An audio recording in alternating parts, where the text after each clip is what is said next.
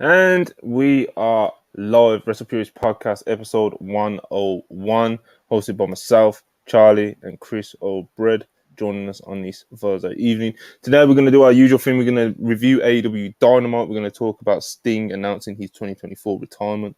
We're going to talk about this PWI 250 women's list for 2023, break that down a little bit, and whatever else you guys want us to talk about. So, first things first, please like, subscribe, send any super chats with any questions, any takes, anything like that. We'll get them read out, and turn on the post notifications so you get alerted whenever we do these live streams. Hope everyone's doing well. Starting with my fellow co-host, Chris O'Bread, back on a Thursday podcast. It's been a minute. What's going on? Hey, glad to be back. I was low-key stranded at a gas station when Montel asked me if I wanted to be on the pod, but for the love of the game, I said yes, and here I am. Went to Dynamite last night. I had a great time. Ready to talk about it. Yeah, man, good stuff. It's a good reason for us to have you on here as well. Having Chris there with the live experience. Got to see Mystical live as well. Gonna ask him all about it. Oh, Charlie, how's it going? Try and ignore Chris if you can. Yeah, doing good. Had work earlier today. Already done a podcast, but we're here again. We're talking Dynamite. Enjoyed the show last night. It was pretty good for the most part. Excited to get into it. You're in demand now. You're getting bookings all over the place. Other channels are reaching out to you. They don't reach out to me. They don't reach out to Chris. They don't even reach out to Wibble. They just want they want Charlie and they want Joe. So I don't know what that tells me, but I don't know. You know, doing the work. But yeah, Charlie's in demand, deservedly so, of course.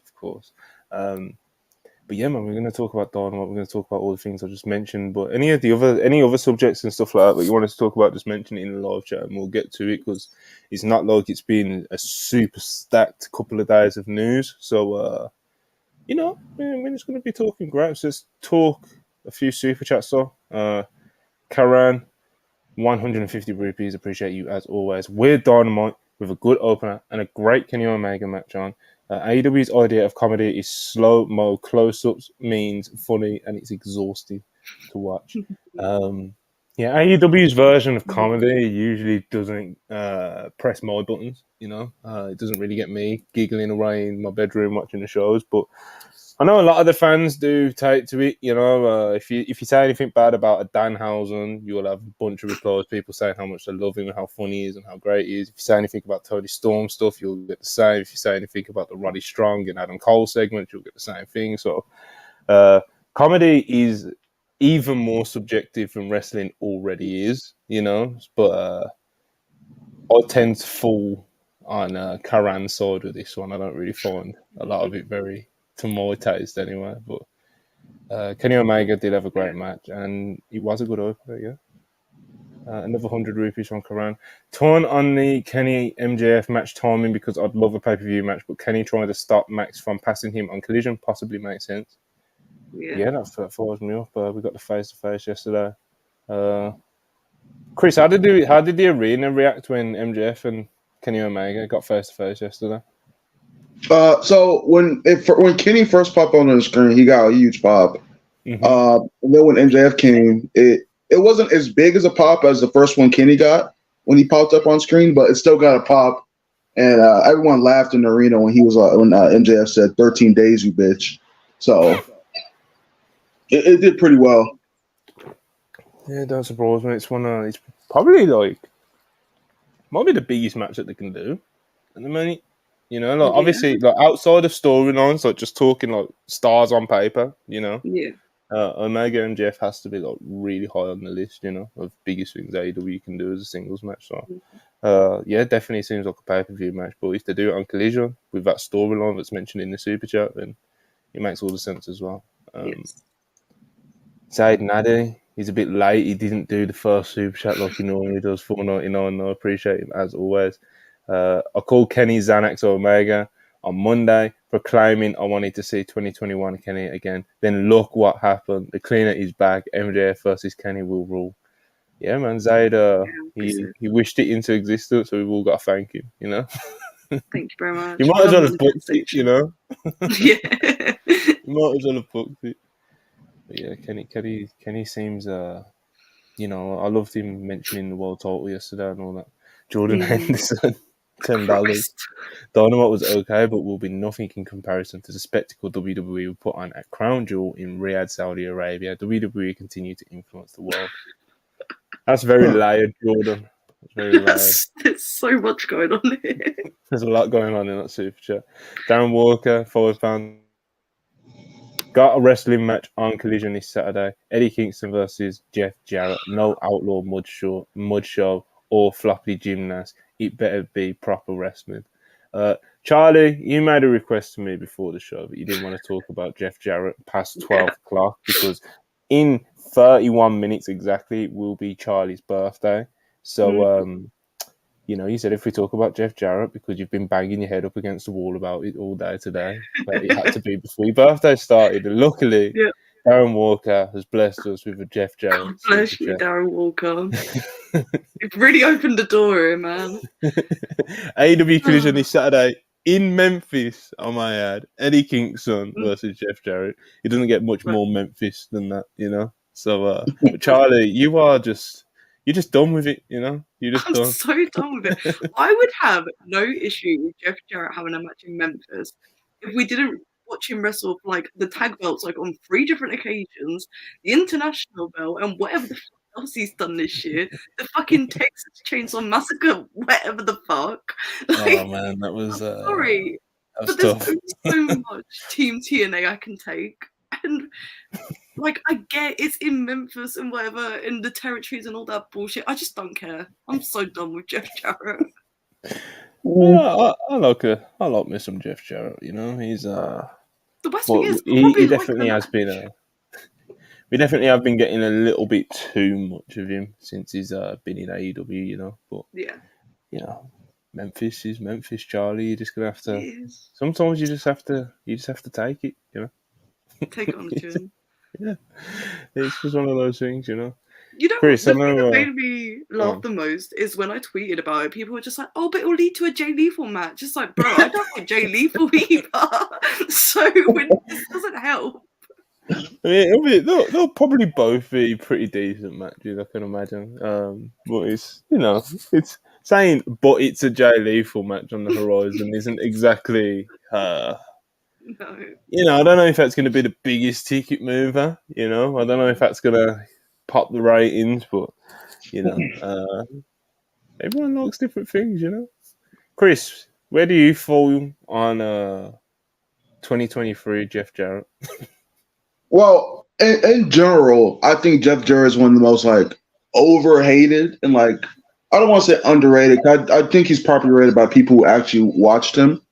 But I think he's overhated into the fact where people only see him as a carny, which he is. He is a carny, but he's not a carny to the ways like he's not a Hulk Hogan. He's not just a carny. Like he can work. He's like kind of whatever now when it comes to working, but I think him and Eddie Kingston have a good match. Eddie kind of works that style where he can like work any type of wrestler. And I hope he no-sells a guitar shot. That'd be so beast. Something like that. Yeah, man. Jeff Jarrett is. I honestly, I don't mind him. You know, you don't exactly make me jump for joy when I see a match graphic of his. And I do definitely think he's been overexposed. Is that the right way? Is that the right word? Sorry. They've done a lot with him. I'll put it that way. Bam. $5. Appreciate you as always. Got to watch my GOAT live, Kenny Omega. Wish I got to meet Chris, but Single was bad in the arena. Signal. Just say Signal. But Signal was bad in the arena. Top pops, Kenny and Mystico. Second was DJ Shida. Sting. Yeah, man, Chris, he had a moment when we mentioned Mystico earlier, so he, me and Bam were supposed to meet up during the show, but my phone died and he had like really bad signal. So when I texted him to meet me by like there's this place that sells liquor there. I was like, yo, meet me there. But he got the text like 20 minutes later, and I had already left the building after that. So next time, but seeing first of all, seeing Kenny Omega live, who's my I think everyone knows he's my favorite wrestler of all time. I think he's the best wrestler of all time too. And like just seeing him live was like I don't want to be like hyperbolic, but it was like legit out of body experience. Like and seeing everyone else pop for him, it was crazy. And then Mystico, and then Mystico. Oh my! I was so happy when he got multiple standing ovations. He got pops. I was just so happy for him because he has a bad rep from WWE because he was Sin Cara and he used to botch a lot. But he's grown a lot in a decade, and he became a legit star in Mexico. So I'm glad that he got to show. I just watched Rampage. He got to show why he deserves like the recognition he's getting. Good shit, man. People were very fired up when they saw him announced, and literally immediately, after Dynamite, about 30 minutes after, or however long it took for the match to get over and done with. The immediate reviews were just like putting Mystico over huge. Charlie, what have you seen in the live chat? I just read Darren Walker's the latest super chat. It made me laugh a little bit. What are we gonna get through? But yeah, shout out Mystico, Kenny, etc., etc., etc. Bam! Next time you will get your autograph an 8x10 ball, Chris. From Chris. That Pitbull $2. I'm hungry for some glorious WrestlePurists content. Wow, you're getting fed tonight, brother. You're getting fed tonight. Your owner won't feed you, so we will. Darren Walker. £5. Appreciate you. Happy birthday, Charlie, for Friday. Hope you have a nice day. I'm sure Monty and Chris will sing happy birthday to you. That's a bit that maybe after the show. Not live, I will sing it live for Charlie. Chris will. There you go. Absolutely. We've got 25 minutes. Stay tuned for that. Yeah, man. All right, that's super chats for now. Keep on going, people. We appreciate it as always. But yeah, we got a Dynamite show to review. So, how do I want to do this? You know what? We're not going to do it the traditional segment by segment way. I'm just going to simply ask you both what your personal highlights of the show was. So, Charlie, I'll start with you because I think I'll be able to guess Chris's pretty easily. So, yours may be the same, to be fair, but outside of Kenny Omega and Cole Fletcher, what was your favourite thing on AEW Dynamite last night? I really liked the Jay White Penta match. It was good. I tweeted that Penta needed to leave the Zero Miyados at home. He wrestled like a really good TV match, and we don't get that from Penta a lot. Like, he's a great wrestler, but his TV matches are something to be desired sometimes. But no, this was great. I had a lot of fun with it. I just wish that Jay White had won clean, because I feel like Penta didn't need the sort of loss that he took, but I don't know. Yeah, it was like a real just kind of, fuck finish. Yeah. It wasn't exactly like some master plan, but there's sirens outside my house. Oh, no. Hopefully they're not coming for me. Anyway, Jay White opened the show, so yeah, man. Then he started off hot, and like you said, Penta kind of left the Zero Miyados. He kind of left them at home, but. We got him halfway through the match, but it was a spirited effort from Penta. I know a lot of people have kind of accused him of taking it easy on some of these Dynamite matches, but he seemed inspired to have a good one out there yesterday. He even ate some real chops, which was it popped me to see him do that. Manny, I'm sure it popped Manny if he saw it because something he always brings up about Penta not taking his chops like a man. But he did last night. Yeah, it was a good match. It started off really hot with the quick start, and there was parts in the middle where it kind of you maybe could have shaved a minute or two off, But yeah, it was a good opener overall. Penta looked good. Jay White looked good. Got the win in the end. Of course, he's going to go ahead and face Max at Full Gear, so of course he was always going to win this one. Penta doesn't really get hurt in a loss here, so to Charlie's point, probably could have just done a straight up finish here, but you know, you get what you get sometimes. I do think AEW are getting a little bit comfortable with the finishes and stuff now, but you know, I'll give them the benefit of the doubt with this one because it was a good match. Chris, what did you think of it in the arena? Penta was probably like third most over person of the night. Like I said, like the Hispanic. I don't know if I said this on pod. This might have been before the pod, but I was saying before the pod. I feel like AEW fails to realize how big a part of the fan base is like Hispanic. And I know it's Texas, it's Houston. You know, it's kind of like a melting pot. You know, Mexico's like in Houston are like have lots of like similarities and all that stuff. But there was like so many people in the crowd with luchador masks, and not just like mainstream luchadors. Obviously, you had your Rey Mysterio mask, you had some Penta masks, but you had Mystico masks, you had I can't say his name, just other CMLL wrestlers masks. Like it was like I was just thinking like, yo, AEW, like we have to push a luchador, we have to push a Hispanic wrestler to the top of the card one day. And I don't know if that's Roos, Andrade, Penta, Ray, but it's like obvious when you look at it that the fans love luchadors. They love Hispanic culture. And I think every Hispanic wrestler in AEW is like great, and they have the ability to be a top guy in the company. So I would say like look into that, Tony Khan or whoever, because Penta got an like ovation when he came out. And when he took off his shirt, it might have got the biggest pop of the night. That wasn't Kenny Omega when he took off his best shirt thing.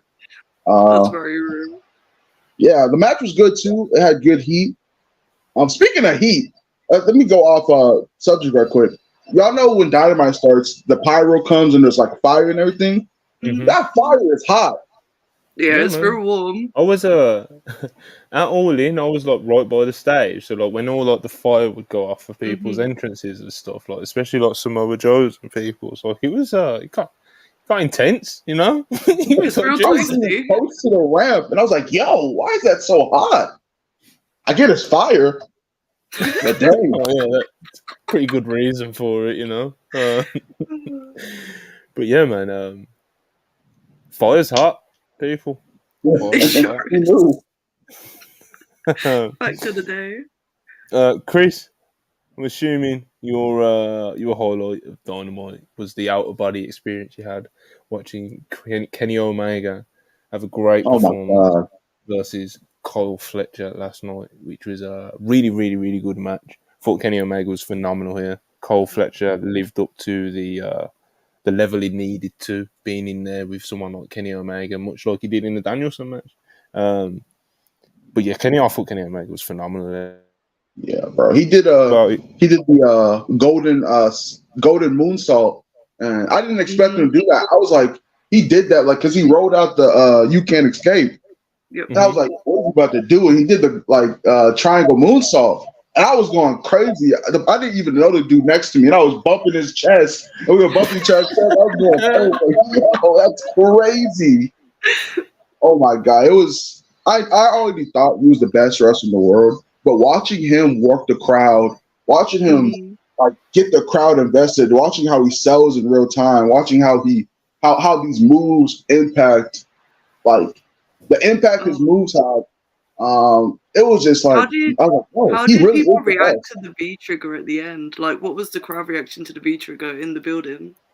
Oh my god! Every V trigger Loki got like a huge pop, but the one where he V-triggered him and then like sat on his chest and put his hands up. Oh my god! I wish I would have got a picture of that because like the crowd was going crazy, like even crazier for the one than for the One Wing Angel, to be honest. People love seeing Kenny Omega's signature moveset. You know, he's got a great one. He's like Charlie. What did you think of this? I know you're. This was very much of Charlie Chucky match. It was. I saw the graphic for this. I wasn't watching Collision Live when this got announced, but I saw the graphic. I was just like, what the fuck? This is so random. But no, I really enjoyed this. I think Carl's like, even like as a wrestler, he's come leaps and bounds like since he signed with AEW and he's been doing the singles stuff. Like both, like obviously I know Davis is injured right now, which is pretty unfortunate, but he's making the most of it. So I loved this match. Like it wasn't a 5-star classic, it was never going to be, but I think Carl really held his own. And Kenny, man, he should be wrestling singles as often as they can get him in the ring with whoever they can get him in the ring with. Like, just take advantage of the fact that you've got him and use him all the time. Put a belt on him. I don't care which one it is. Like, he's your main asset, like, in the company right now, and he should be like the protagonist. We talk about it all the time, but yeah, God, what a wrestler. Yeah, I thought he was really great. Yeah, it was a really good match overall. But like I said, I thought Kenny specifically was phenomenal there. Yeah, good match. Open up. I thought Cole's heat segment at the start could have, could have been a little bit more dynamic and stuff. But when Kenny Omega really started going, getting into the match, because he did give Cole quite a lot at the start, But once he got going, the match really went to another level.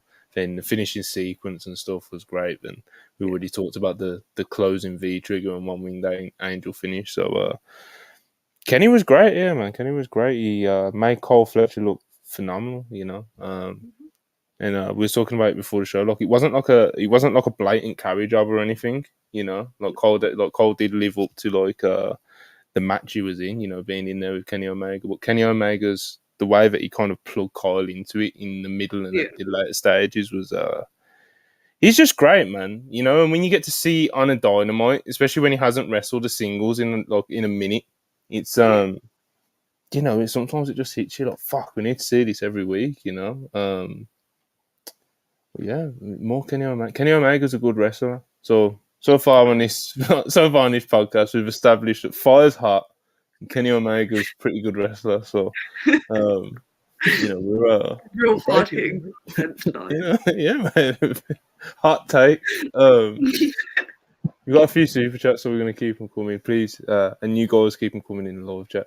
Bruh, $2. Appreciate you as always. MJF versus Kenny, going to bring the feeling back. There's a very good chance that he does. Very, very good chance. Especially if we get Kenny Omega locked in on TV regularly, etc., wrestling a lot. MJF leads the tofu lines at home. We could be onto something special, ladies and gentlemen. The custodian Lexis King, new name. $1.99, appreciate you. Hello, friends. Big debut next Tuesday. Tune in. We will be tuning in. I don't know who we is, but good luck, my friend. I know, damn well, especially Chris. Charlie maybe not, but I know damn well, Chris, if he sees a clip and it's like, whoa, Brian Pillman, and it's like a 1-minute clip of Pillman doing like an Omega sequence, Chris is gonna watch it. Bro, he's either gonna if it's good, he's just gonna ignore it, and if it's bad, he's gonna quote tweet it, and he's gonna get his agendas off. And listen, I actually had high hopes for Brian Pillman AEW, and I learned. Did you really? Well, not high hopes. I think he's gonna be world champion, but I thought the Varsity Blondes could have been like a good babyface mid-card tag team, and then I learned that Brian Pillman is just a dumbass. Like, wrestlers will tell me, yeah, bro, he's kind of stupid. I'm like, oh, well, okay. And then he shit the bed in every single big moment they gave him. That MJF feud, oh my God, that was an Arthur Ashe match. Sure. That match happened at the Kenny Omega and Bryan Danielson, by the way. I forgot that happened on the first Grand Slam. So, but obviously, I don't want the kid to fail, because I love Brian Pillman Sr. And I always want, like, AO and me have the same feeling on this. I always want second generation like wrestlers to be good, because like I hate when people are compared to their fathers or mothers and like compared to their legacy. So I want them to do good. But he's not good, and he has the worst beard in wrestling history. So it's real dark. The hairline and everything's crazy at the moment, bro. It's like, it's drawn on. It's It's dyed black. I don't know what's going on. It's nasty. Brian Pillman. He's had his fair amount of questionable choices when it comes to his hairstyles and stuff. He's got a mullet and shit. It's Brian Pillman, man. Anyway, I'll be tuning in anyway to the debut of Alexis King, Mouse Fan 84 199. Who is better booker, Conan or Russo? Russo. In 2023, you'd have to pick Conan.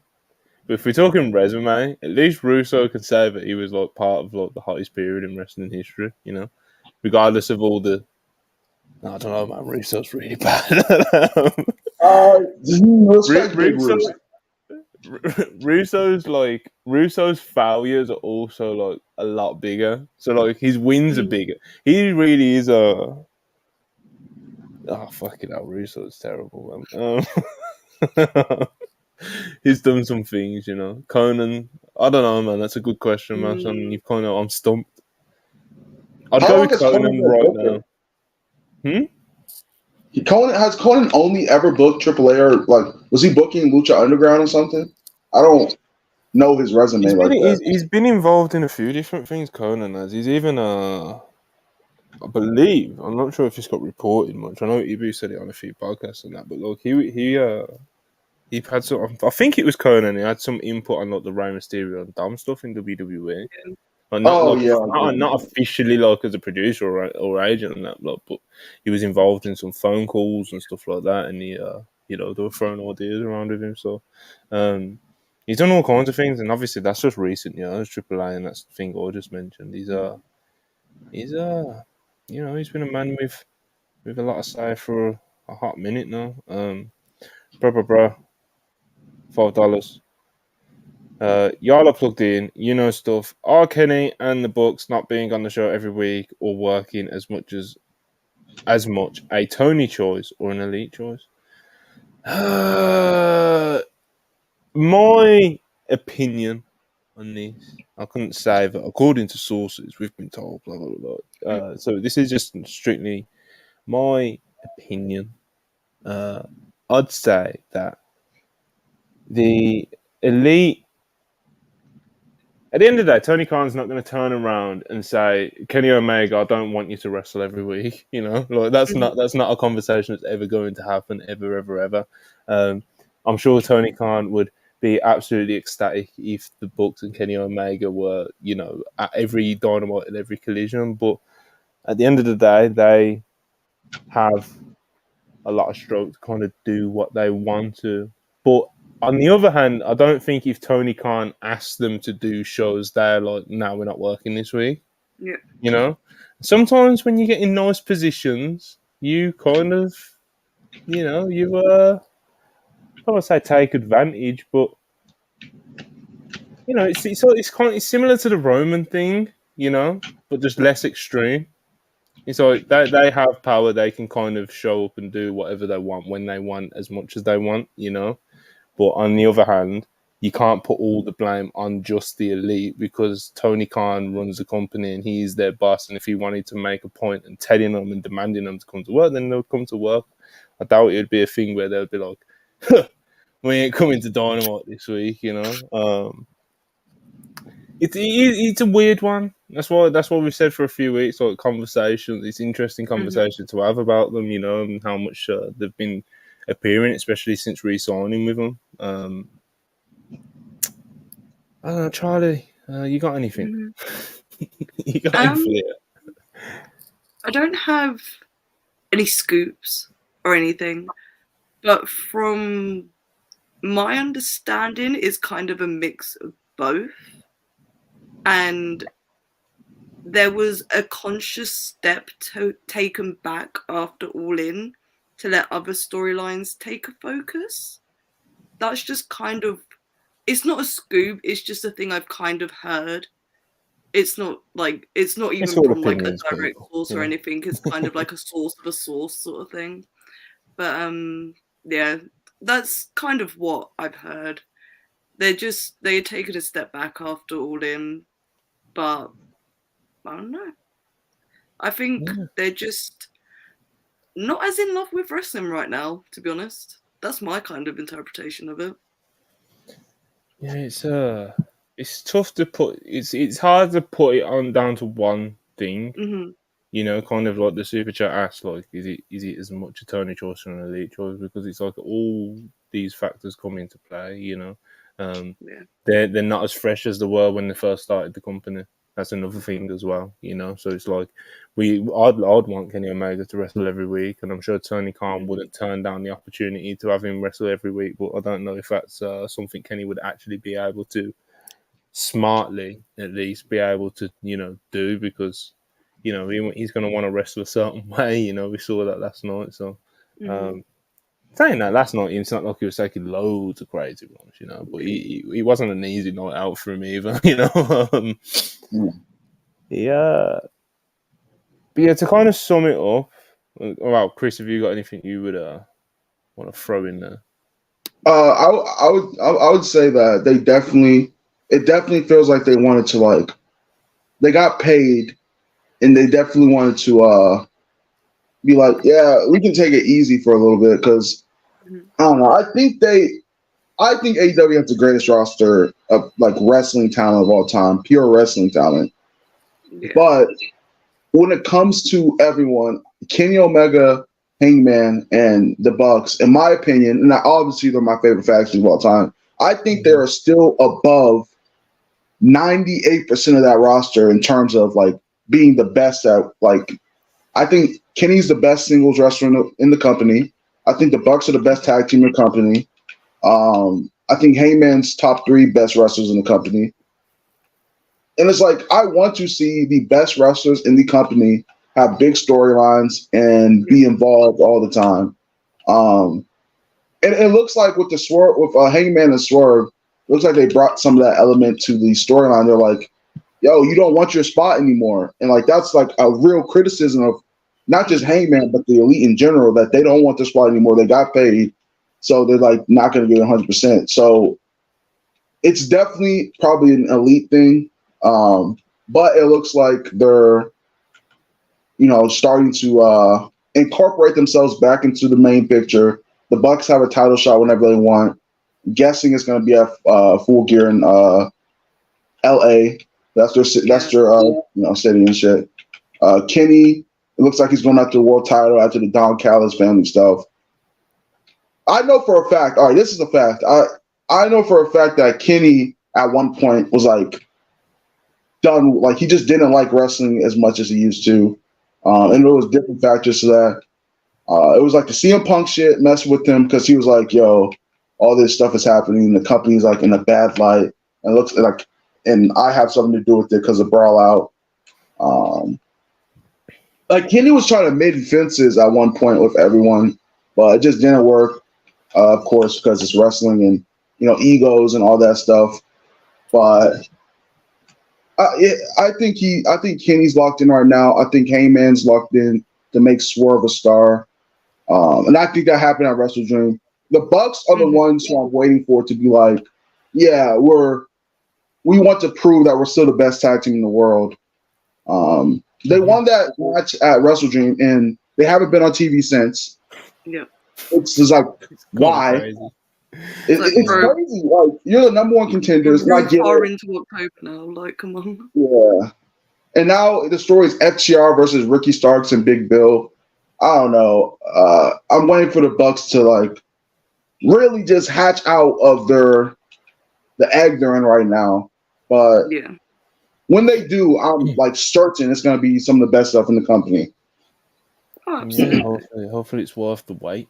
Yeah. Because it's like with Omega and the Bucks, like, more so than Hangman as well, because obviously Hangman's it's different. It's hard to, like, throw them all together, like, including Hangman, because Hangman's in a completely different, like, place in his career. He's a lot younger, etc., etc. But, like, with Kenny and the Bucks, they can definitely get away with being, like, good, And it's like, as Chris said, like, we know how, like, great they can be. Like, they can be truly great, groundbreaking, like, industry moving wrestlers when they get going in the ring and they're hitting the peaks of their abilities. But when I mean, it's been a minute since we've seen that. It's it can be tough as a fan. It can be tough. But yeah, I think to kind of sum it up as quick as I could, I'd say, in my opinion anyway, I think the Elite are kind of enjoying the fruits of their position in the company, And I do believe that if Tony Khan wanted to put his foot down a bit more and bring them in a bit more and kind of force their hand and say, like, listen, you're coming in, I think he could absolutely do that. So that's why I do think it's kind of a bit of both sides, It's not as straightforward, and there's all kinds of different factors and blah blah blah blah blah blah blah. But yeah, Kenny Omega seems like he's going to be going on some sort of title charge. Hangman's obviously in the midst of like a really hot feud at the moment, and the Young Bucks, you would assume, are when they lock in and like when they come back to TV, which should be fucking yesterday. Saturday. Yeah, it should have been yesterday. It should be Saturday. It should be Wednesday at the latest. There wasn't even BTE this week. There was no BTE. Who knows? Hopefully they're all good. Yeah, man. This is a conversation that I think we'll have a lot going forward. Absolutely. And hopefully we have it a lot anyways. Yeah, no, hopefully we have it less and less as they pick up more of what they do in the company going forwards, because they are like a big part of the core of the company. They were there at the start. They were part of the reason the company started. So we'll sit tight, We'll choose on $5. Appreciate it. I'm just happy Kenny was in a singles match. I've got a cousin who wants to watch Kenny in Japan. What match you should have started off with? It's cliche, but I don't think you can go wrong with just playing the Okada series. Yeah. Because there's so much aura around the matches and the atmosphere and everything about it. It's just so like that is everything you love about Kenny in Japan. There's a few G1 matches like Ishii and Big Mike Elgin. Yo,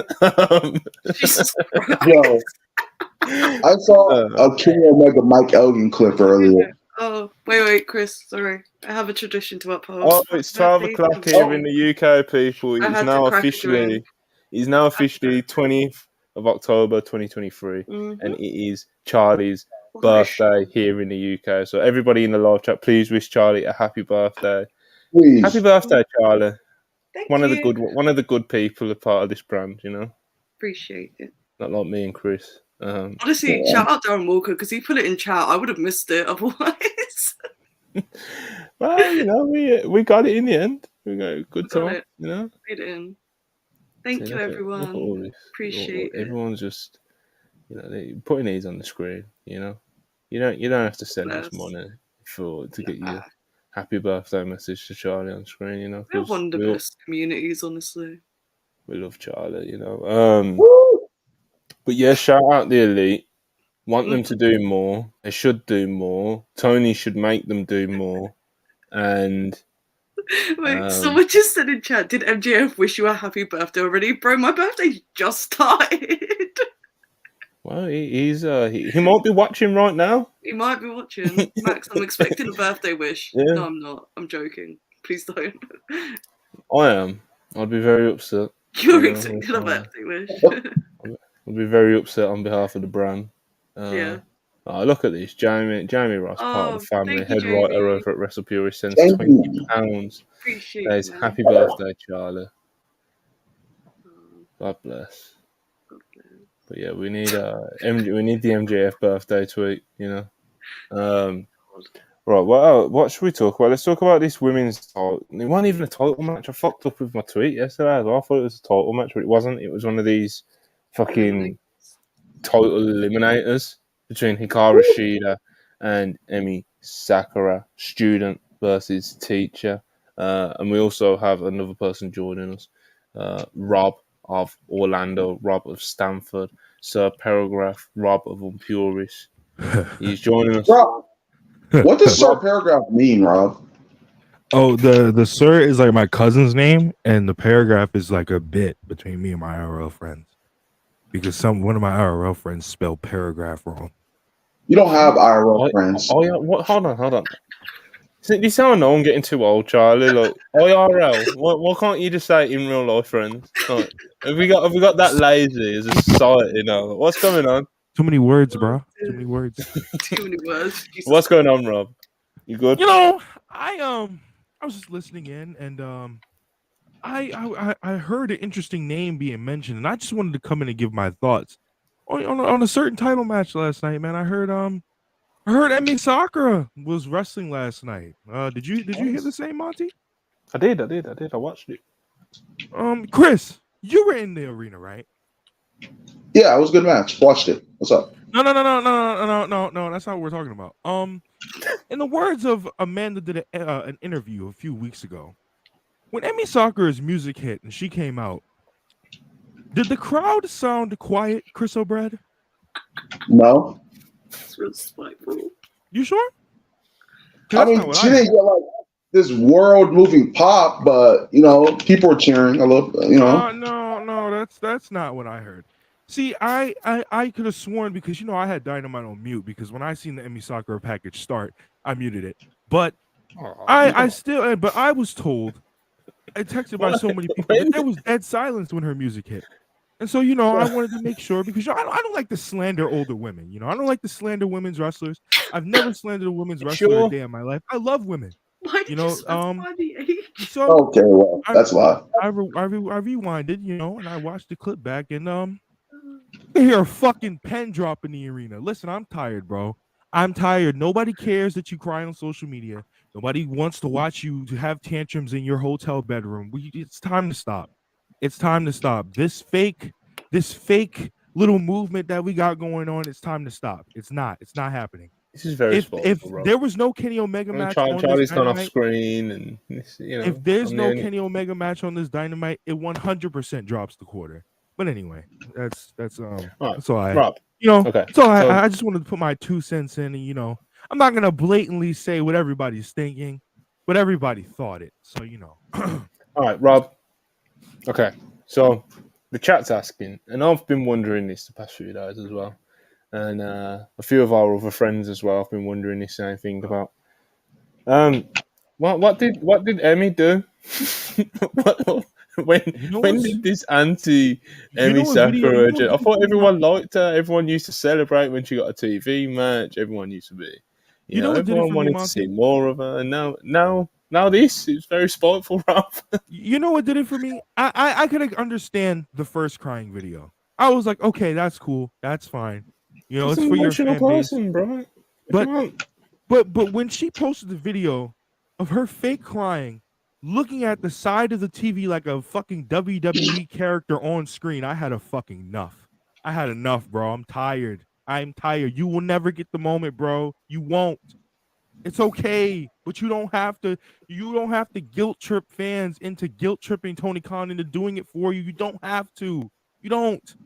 Do it naturally, and doing shit like this is not gonna get it to happen for you, bro. There has never been a person that's won a championship in a single promotion off crying off social media. It's never happened. Show me one champion, and I'll leave WrestlePurists. Show me one champion that's won a championship off crying on social media. Being a bit dramatic. Whoa. They're saying I hate Japanese ladies. This is not true. Bro, I'm not even gonna go there. But I love Hikaru Shida. I love the person she was facing, just not the person that in the match. That's all it is.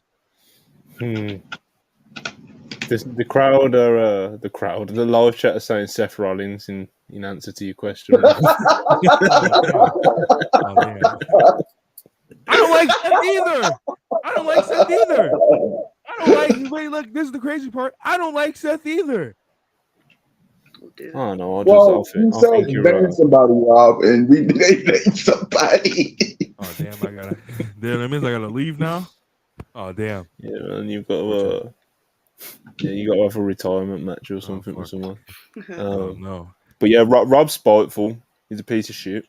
I do not condone his actions. Rob, can you wish Charlie a happy birthday, please? You didn't do that when you came on. He's a misogynistic piece of shit, You come on here to slander a woman. You didn't wish me happy birthday. Crazy. It's crazy.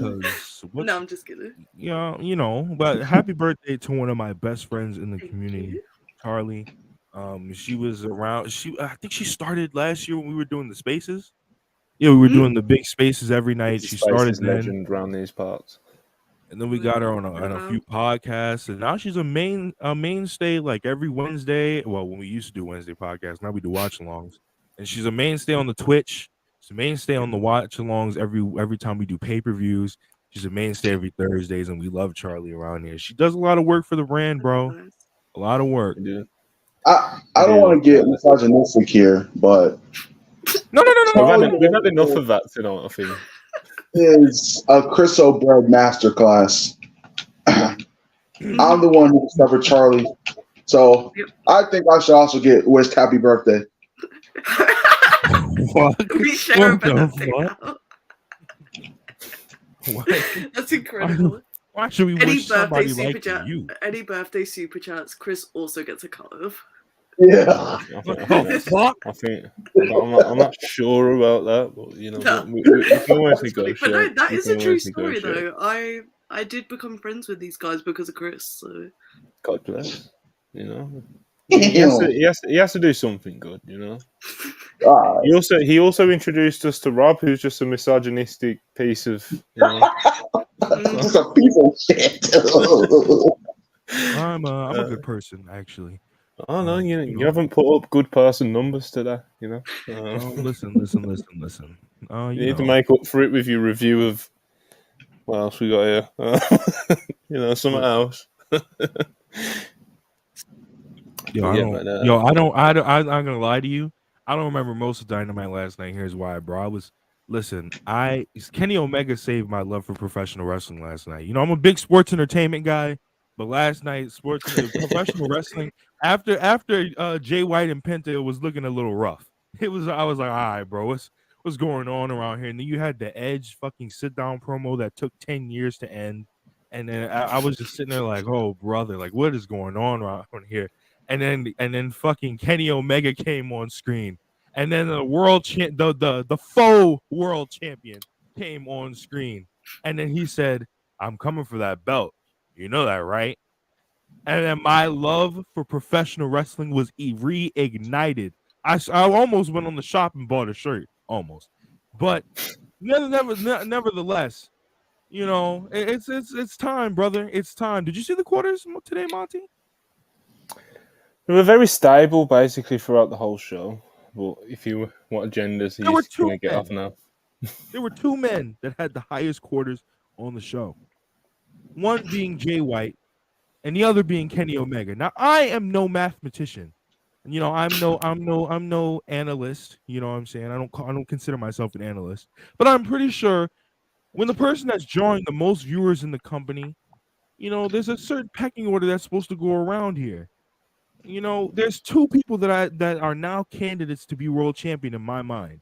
Jay White and Kenny Omega, and it should be nobody else. Either them or Swerve. And it should be nobody else, but the fan base doesn't want that because they think Swerve is a thug.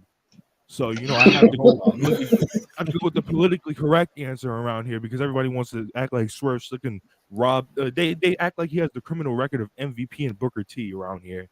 So naturally, I have to go with either Jay White or Kenny Omega. What I will say about the quarters, I said this before we went live.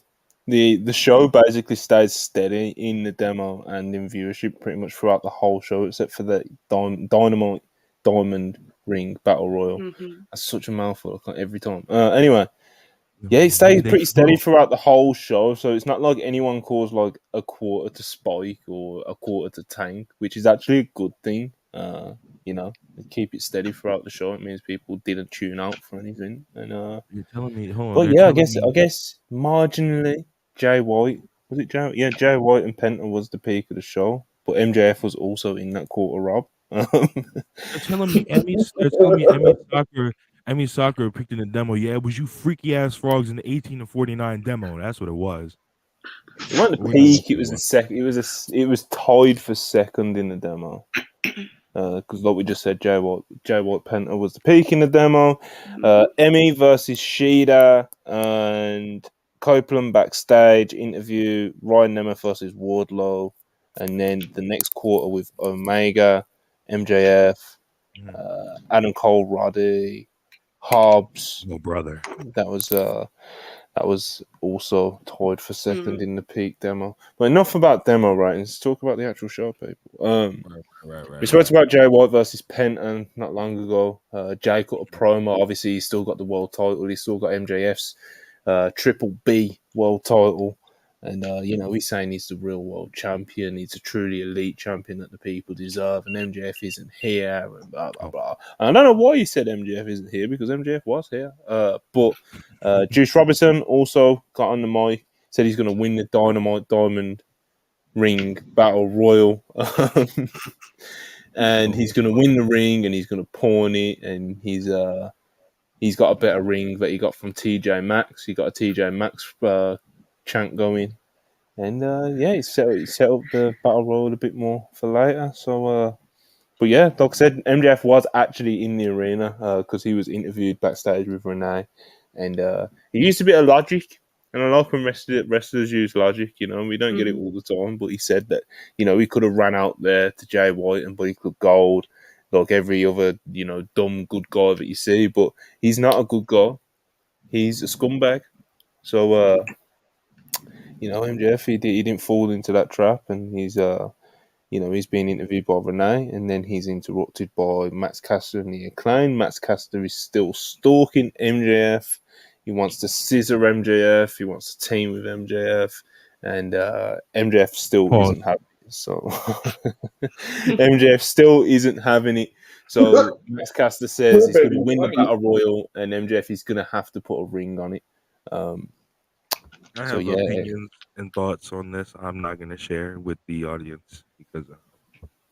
Fair enough. I do have my worries about this part of the storyline with the Acclaimed and MJF and playing on this. I'll be honest about it. Playing on this Twitter bit that Max Caster and MJF have been doing for a couple of years. It's kind of when I first saw it. Sorry, Joe. When I first saw it, I was like, "Oh, brother," And you know me, I might get accused of being grumpy and British and whatnot, and some of those things may be true, but I do actually like to let things play out sometimes, So I'm giving this a chance reluctantly, but yeah, Charlie. No, it kind of sucks. I don't like it. I don't really like the Twitter bit either. I don't know, it got old real quick, and now it's made it to Dynamite. It's like, wow. You know what it is, right? I spoke about this with Lyric earlier on Maps and Grabs, and it's because Adam Cole was out. They've inserted the Acclaimed in as like the comedy part of the storyline because he's so serious with Jay White now. So it's just, but I don't need the Acclaimed comedy stuff. Like, don't need the balance, bro. I don't need the balance. I just want it to be serious. You're world champion. Like, let's act like it sometimes, please. But I guess I don't. No, you're right. You're right. Because as soon the comedy shit should have been over with as soon as 5 thugs beat up Jay White in the locker room. That's when the comedy shit should have been over with. Because we should be sitting here trying to figure out. We shouldn't just be alluding to it in promos, being like, "Oh, your little gang" or whatever. No, we should be trying to figure the fuck out who is running around the locker room. No, get it right. He calls him a Gimp Squad. Oh, that's what he calls them. Yeah. We should be. So who is the Gimp Squad? We should be trying to figure out who the Gimp Squad is instead of sitting here alluding to it and then being like, harassment on TV. So no, we don't care. My thing is, it's kind of touch on what I was just saying. It's like I hate like the actual segments that they've done so far when Max Caster's like doing all this like shtick with MJF and stuff, and the Acclaimed are like, "What are you doing, Max? We'll you need to play it cool." Blah. Like I think all those skits and segments and whatever you want to call them, like, I think so far I haven't enjoyed a single one of them. But my thing is kind of like where is this actually going to go? There obviously needs to be some sort of plan there, and there is a reason why they're planting these seeds. So that's kind of where I'm giving it a chance, because who knows where it could go? Because, you know, the Acclaimed in ring, I do think they're pretty underrated. I think that's been, I think that's more of a talking point lately, because they just haven't been wrestling like the sort of matches you'd want them to be wrestling, you know? I went on a whole Twitter rant about this. The Acclaimed, when they're champions, aren't booked against top level talents. They wrestle all the jobbers, and then when they are in a serious feud, it's just like, well, they're losing immediately because they've never built them up to be champions that can beat these other top level players. And that was an issue with their title reign as well, like their tag title reign as well. I don't know what it is. When they get belts on them, they forget how to book them. It's real weird. Yeah, it's if the Gim squad does not involve Max Caster, we don't want to fucking see it. I don't want to see it. I don't care.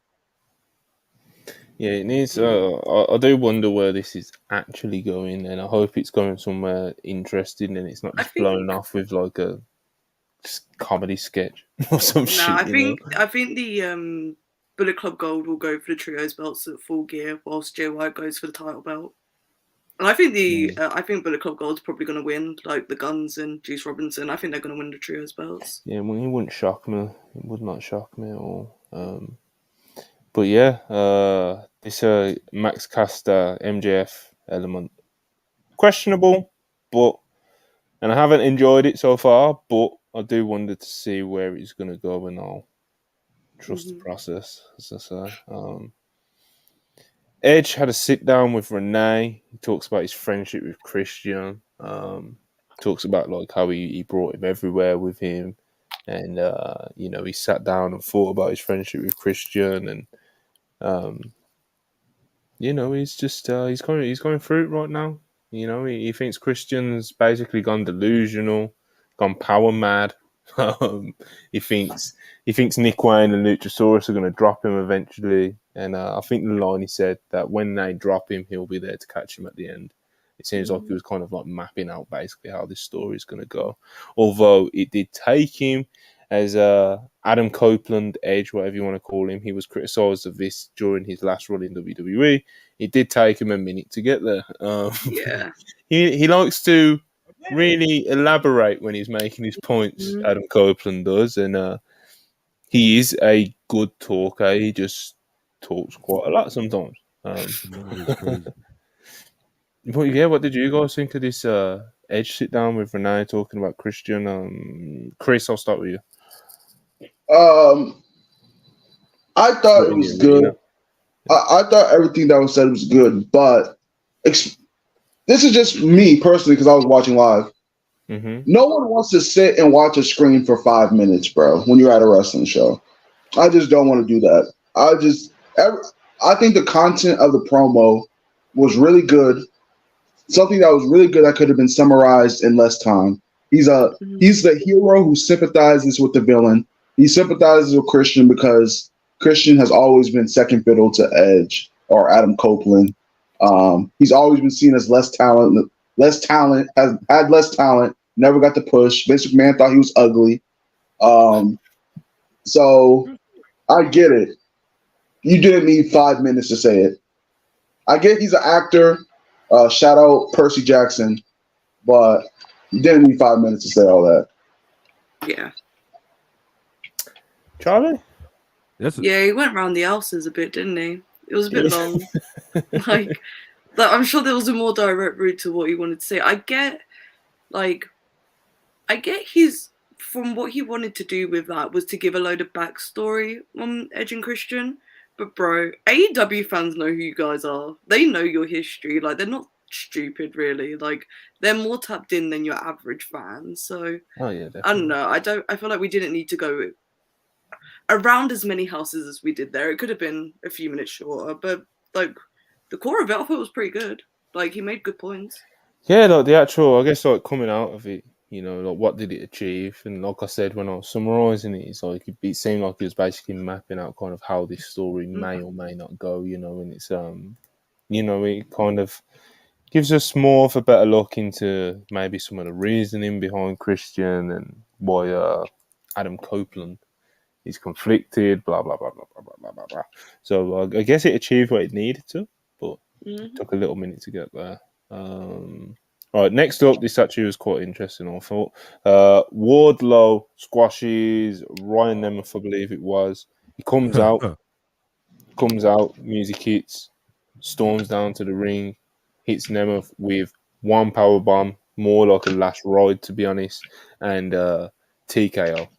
Referee stops it, and but instead of just leaving his time, as he's about to leave, Tony Schiavone gets in the ring and he wants to interview him, and he asks him, what's going on with you lately, basically, and he holds up his wrist tape to the hard cam, and it says MJF on it.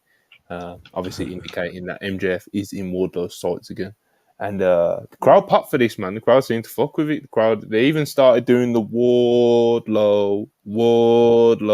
So we got that back again. But then he barged past Tony Schiavone in the ring, and Tony Schiavone took a tumble, which was I found that morbidly hilarious, to be honest. Yo, Monty, did you see Chris's tweet?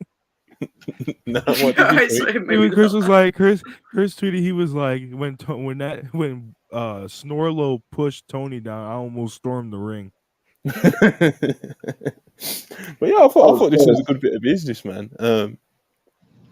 I love it. Like I said, good bit of business in literally like a couple of minutes. Do you know what I mean? He went out there, he killed a dude, he made a statement of what his intent will be without even. I don't even think he said a word, did it? He did not. Yeah, and we got obviously barge past Tony Schiavone, which also got a rise out of the crowd and stuff. So they ticked a lot of boxes with this couple of minutes, and it's interesting to see if they can actually heat up Wardlow again. And I guess if there's any way that you're going to do it, it would be putting him back with and putting him into something with MJF again, because obviously that's how you got him to the dance in the first place. And super unfortunate what happened since then. I know I've seen people blame it entirely on Wardlow, I've seen people blame it entirely on the booking, but FTR. I've seen people blame it on FTR. There was a whole lot. Yeah, so the TNT title was the issue.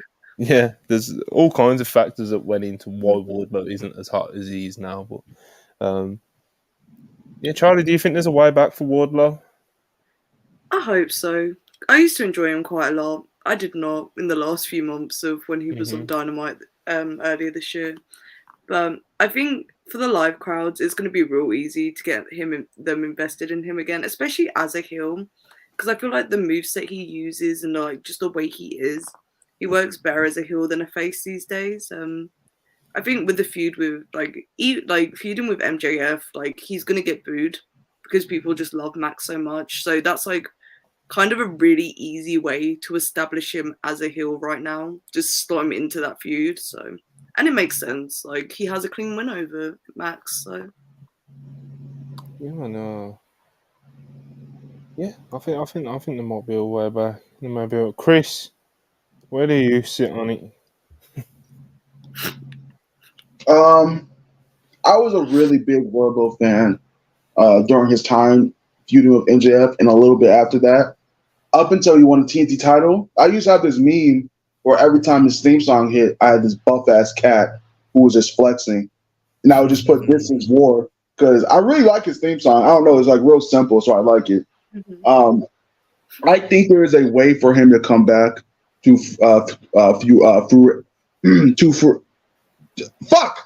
fruition, to come through. I'm not saying that fucking word. I don't care. I think there's a way for him to ascend back to being a good upper mid card dude in AEW fans' eyes. But he has to drop the powerbomb shit. That's what I was like. I was really happy when he only did one powerbomb against Ryan Nemeth. Because I thought the multiple powerbomb thing should have ended with MJF. He should go back to wrestling how he used to wrestle. I want him to wrestle like fucking Mike Awesome or Hernandez, but he doesn't want to do that. He has all the capabilities. He's athletic as shit. I'm sorry, bro. A power bomb and a swanton is not going to move me every single week, bro. It might move me one week, but it's not going to move me every single week. I want him to he's a heel now, so he doesn't have to do the flips anymore. He doesn't have to do the swanton, but you have to add more power moves to your arsenal. You have to do a jackhammer, do suplexes. Let's go power slam. Do a power slam, but I do think with the right view, he can be back in prominence.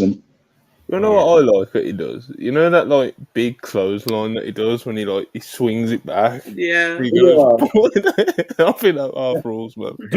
Or make the lariat your finish and have it be a name, add a name to it, or at least do the last ride like you did last night. If you just do the last ride, that's cool.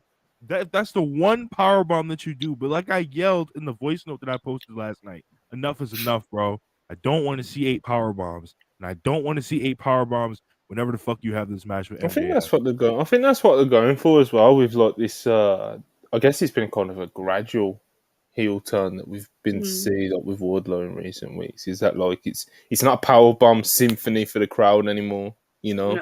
He's doing it to kill dudes. And yesterday he just needed one. Yeah, because a big one. If you remember the first time, it was like 6 power bombs. Then the second time it was 3, and then now it's 1. Yeah, so I wouldn't swap out the Powerbomb Symphony for just do a last ride, or something like that.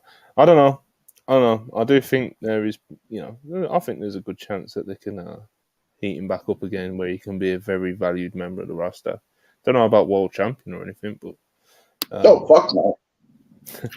We'll see how it plays out. There was a time though where that did seem like a real possibility, though. So.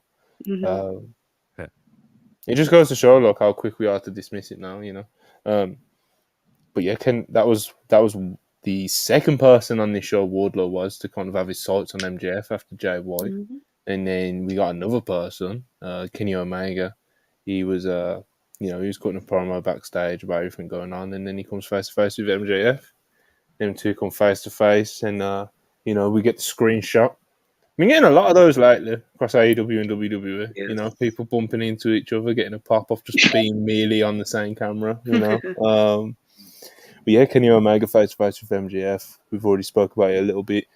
Possibly one of the biggest matches they could do at the moment. So and obviously there's already a story there, like naturally, that MJF is closing in on Kenny Omega's record of longest reigning AEW World Champion.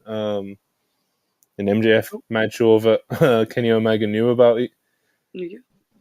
We lost Chris for a second then. But yeah, that was cool to see. Adam Cole, Roderick Strong. Adam Cole looking after Roderick Strong at Roddy's house with the Kingdom. Another one of those AEW comedy skits that I personally don't find funny. I don't enjoy them personally. This is just my opinion before people kill me. But not a fan of these. Haven't been a fan of these for a few weeks, but I also do appreciate that there is a lot of people that fucking, pump the fists and keel over laughing at these things. So, can't do it anymore. But yeah, I'm not into these at all. Monty, can I ask you a question? Go on. Does Roderick Strong not have a wife? Where is his wife? Why does he need Adam Cole? She's in Pro Wrestling Revolver in a minute, doing some business over there. She had a dark match on Dynamite. I saw she was looking great. Well, not wrestling, but your husband's neck is broken. I don't know, man. All I know is that these. I've seen too much of them, man. One I can deal with, but I don't think we need to see this shit every week, and I don't think we are going to see any more of it because it does seem like Adam Cole got sick of Roddy's silly demands and looking after him and stuff, and seemed like he's getting out of there. So hopefully we don't get any more of these.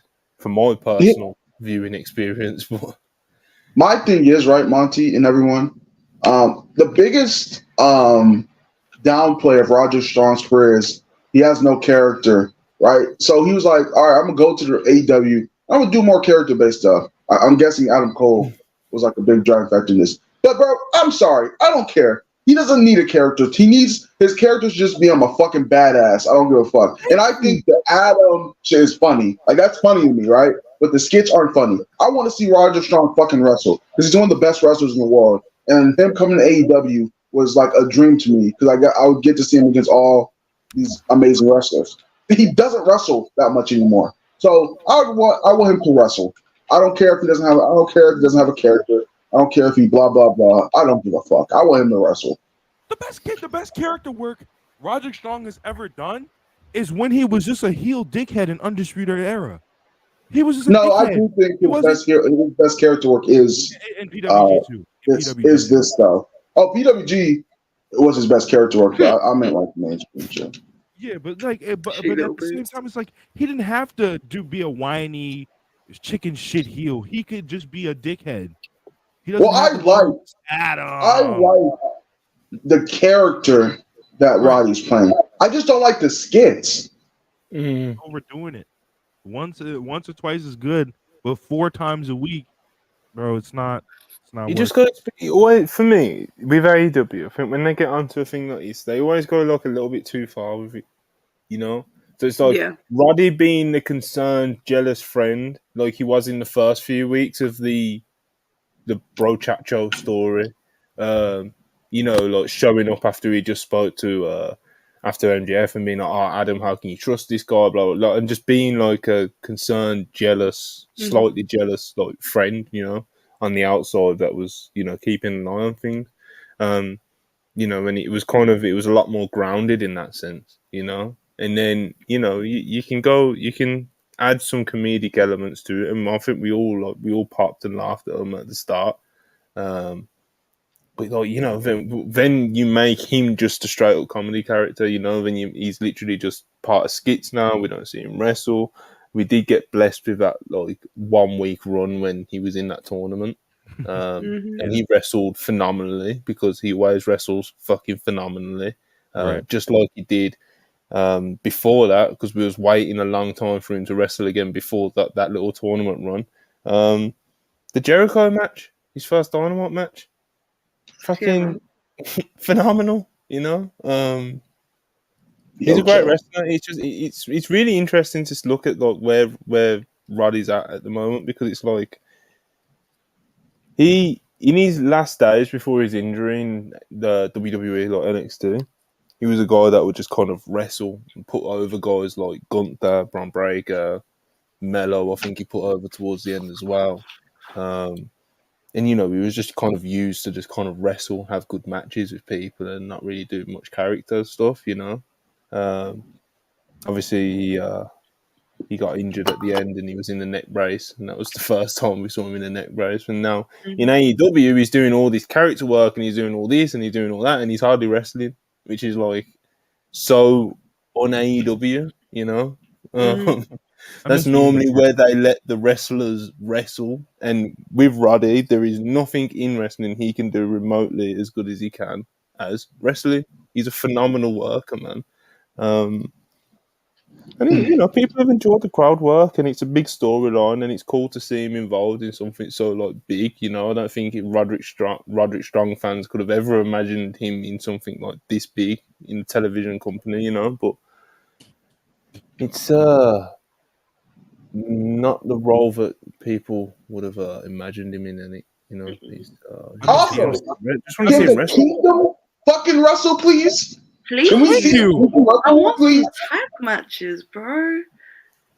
I hate that fucking the AEW tag titles. FTR made it to thing where actually these are only going to be defended on Collision. Why? Yeah, Why can't it's come real Dynamite? weird. I miss the end of Heartache, man. I don't know. I think FTR rule, to be fair. You know, one of them wants to beat me up for some reason. But, you know, that was so crazy. The other is a criminal, a thug, if you will. Listen, the real wrestlers, you know. I already know if me and Dax kind of fight, Monty would be pulling for Dax. Oh yeah, 100%. No. when he when he tweeted you that, also, it's about time. You know? Nah, 'cause Chris has been kind of going crazy on that for the longest time. I can't cap. Oh, bro. It's still fuck that nigga though. About time, you know. Anyway, Charlie, you need to do. Hello. We need you to do shots. I need you to I'll take a do a shot. shot. I need you to take a shot for me, a shot for Okay. Rob, and a shot for Chris in the You want me to spirit do of your 4 own bar. shots? Free. 3. Oh, okay. Do I have stuff to shot. I need to find a shot glass. Even if it's just sours, you know. I don't have sours in the house. I keep real alcohol. Right, I'll be right hard back. Let me go for an alcohol hunt. I'll be back. What are these British terms they're using, Chris? I don't know these terms. Well, they said sours. What the fuck is sours that? is I was so confused. I was like, huh? No, sours is like I don't know, bro. I don't even know what you call that shit. It's just like really sweet, fucking shitty liquor stuff that you just shut off. But I don't know, man. It's just I don't even know if you have it internationally. Well, UK people will know what sours is. Anyway, I'm gonna go for a few super chats. Why Because is Monty encouraging jerking on the job is so listen, crazy? when it's your birthday, you can work drunk. Real. It's a WrestlePurists rule. Emin Reznov, €10. Appreciate you as always. Giving me Danhausen after a great Kenny Omega match should land TK in the hole. Yo, That dog should have left after Phil did. Yeah, I'm not into Danhausen. Bro, a lot of comedy and a lot of like, you know, older strokes. A lot of the stuff I don't like on AEW Dynamite last night. But overall, I didn't think it was a bad show, which is a weird string of sentences, I know, but I don't know, man. Showtime Spurs, $4. Appreciate you as always. Very happy to see Garcia looking like he's finally about to go off on his own. Was the most over out of any of the final 3. It's his time. Yeah, man. All I can say about Daniel Garcia at this point is I'm hoping there's more for him on the horizon. I think he's a great talent. Can't praise him enough. He's fucking wise beyond his years. He's a great worker. He's got personality. That was like the main criticism of him, was that he doesn't showcase enough charisma and personality. And then he gets over, then he does exactly that. And who knows, man? He's a great. He can wrestle. He can be a character on the show. His promos just continue to develop and develop. He's charismatic. People like him. He's got a great story as well. Like you don't even have to mention that, but you can, you know, he's got a great comeback story and everything as well that you can play into. He's awesome, man. I do wish that they do a lot more with Daniel Garcia. He's like top on my list of people I think in AEW deserve more. That Pitbull $2. Woof. Pillman drew that beard on. Him and his barber, they are hell of a collaboration. Speaking They're bad of which, people. the Custodian Lexis King 199. All I'm saying is Custodian greater than Very Nice, Very Evil. I tend to agree, to be honest. I missed that last super chat, yo. Whoever in Florida sent Pillman to that barber needs to be arrested. I can't cap. They need to find out who you are. It's kind of beast. Couldn't find a shot glass, but I know how to measure shots, so it's fine.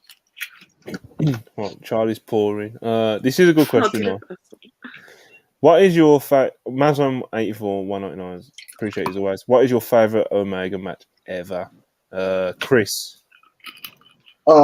Him versus Okada, 2 out of 3 falls. Fuck. I was going to say the same shit. We're all the same. Like, if I had to choose a singles, it'd probably be that for a singles. If it's not that one, it's the Dominion one where they drew. But, yeah. If I could choose something that isn't a singles, it's the Golden Lovers versus the Bucks, obviously. Yeah, if it's not singles, it's the Elite Implosion match with Hangman and the Bucks. Oh, that's also a really good one. I was kind of in love with his performance at Wrestle Kingdom this year against Ospreay. Yeah, to be honest. That was really good. I thought he was fucking unbelievable in that match. That's up there. I That's love up Get there. On My Level Omega. Yeah. Yeah. He's a Bro, beast. seeing Yeah. him wrestle Osprey in Canada is one of the craziest experiences I've had this year, and I've had some pretty crazy ones. He's He's a genuinely very special, spectacular big match wrestler. I'm not on like the same boat as like Chris, for example. Like, I don't think Kenny Omega is the greatest wrestler to ever do it, but I do think that he has probably the best case for being the best big match wrestler ever. Because he's had like truly like groundbreaking, industry moving matches. Like the series with Okada has like this weird, or not weird, but like has this like great like aura around it. Like these really special matches that are like the quote unquote greatest matches of all time. And it's huge for his legacy. And when you look at his run in, especially like the last few years in New Japan, start of AEW, his world title run, his man, his G1 runs, he's just fucking, he's an animal. He's an animal.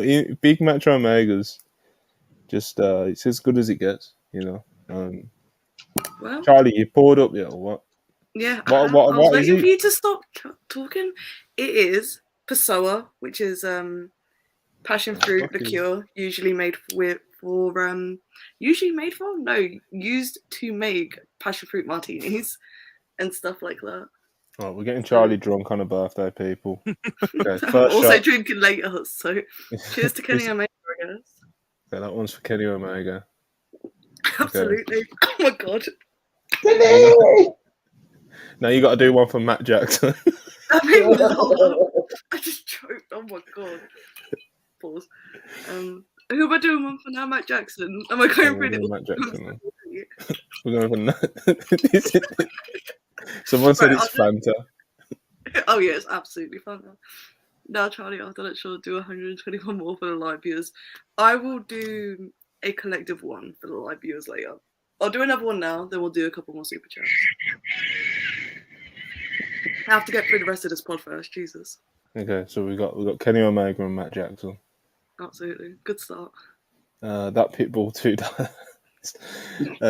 Woof Woof, Ariana Grace laps Emmy. Ariana Grace is the future of NXT's women's division. I bought some stocks this past week. Yeah. I was skeptical about buying the stocks because she had a really bad knee injury that kept her out for some time. She's a future child, daughter of Santina Marella. I was gonna say that's the daughter of Santina Marella, isn't it? And I love it. Like it kind of makes sense when you watch her talk, because she's already like so charismatic.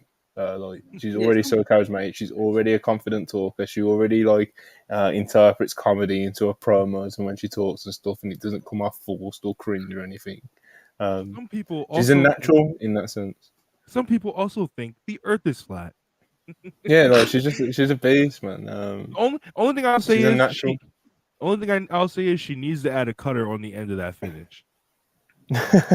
Obviously in ring she's green, obviously she's not even it's not like Tiffany Stratton either. Like even when Tiffany Stratton was super green, like she's still kind of green now, but she's came along so far in such a short amount of time. But in Tiffany's early matches, you could immediately see like that she's a great athlete and that she's picking it up really quick. Ariana Grace is coming along pretty, just pretty fine. But as a talker and as a TV character, I see like a really, really, really high upside on her. So hopefully her knees hold up. And I don't think she laps Emi Sakura yet, but shout out Ariana Grace. Will Chisholm $5. I didn't watch NXT this week, but people were saying somebody from Stardom was in the crowd. Is that true? No. Yeah, me, you. She's not from Stardom. Oh no, she's not. She's TJ Depot. TJPW, of course. God, that's been the whole discourse the whole fucking past couple of days.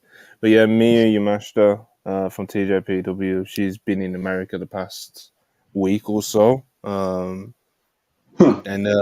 yeah, she was spotted at Disneyland or some shit, or she took some pictures at Disneyland, and she was wearing the same hat at NXT, and obviously it kind of makes all the sense in the world.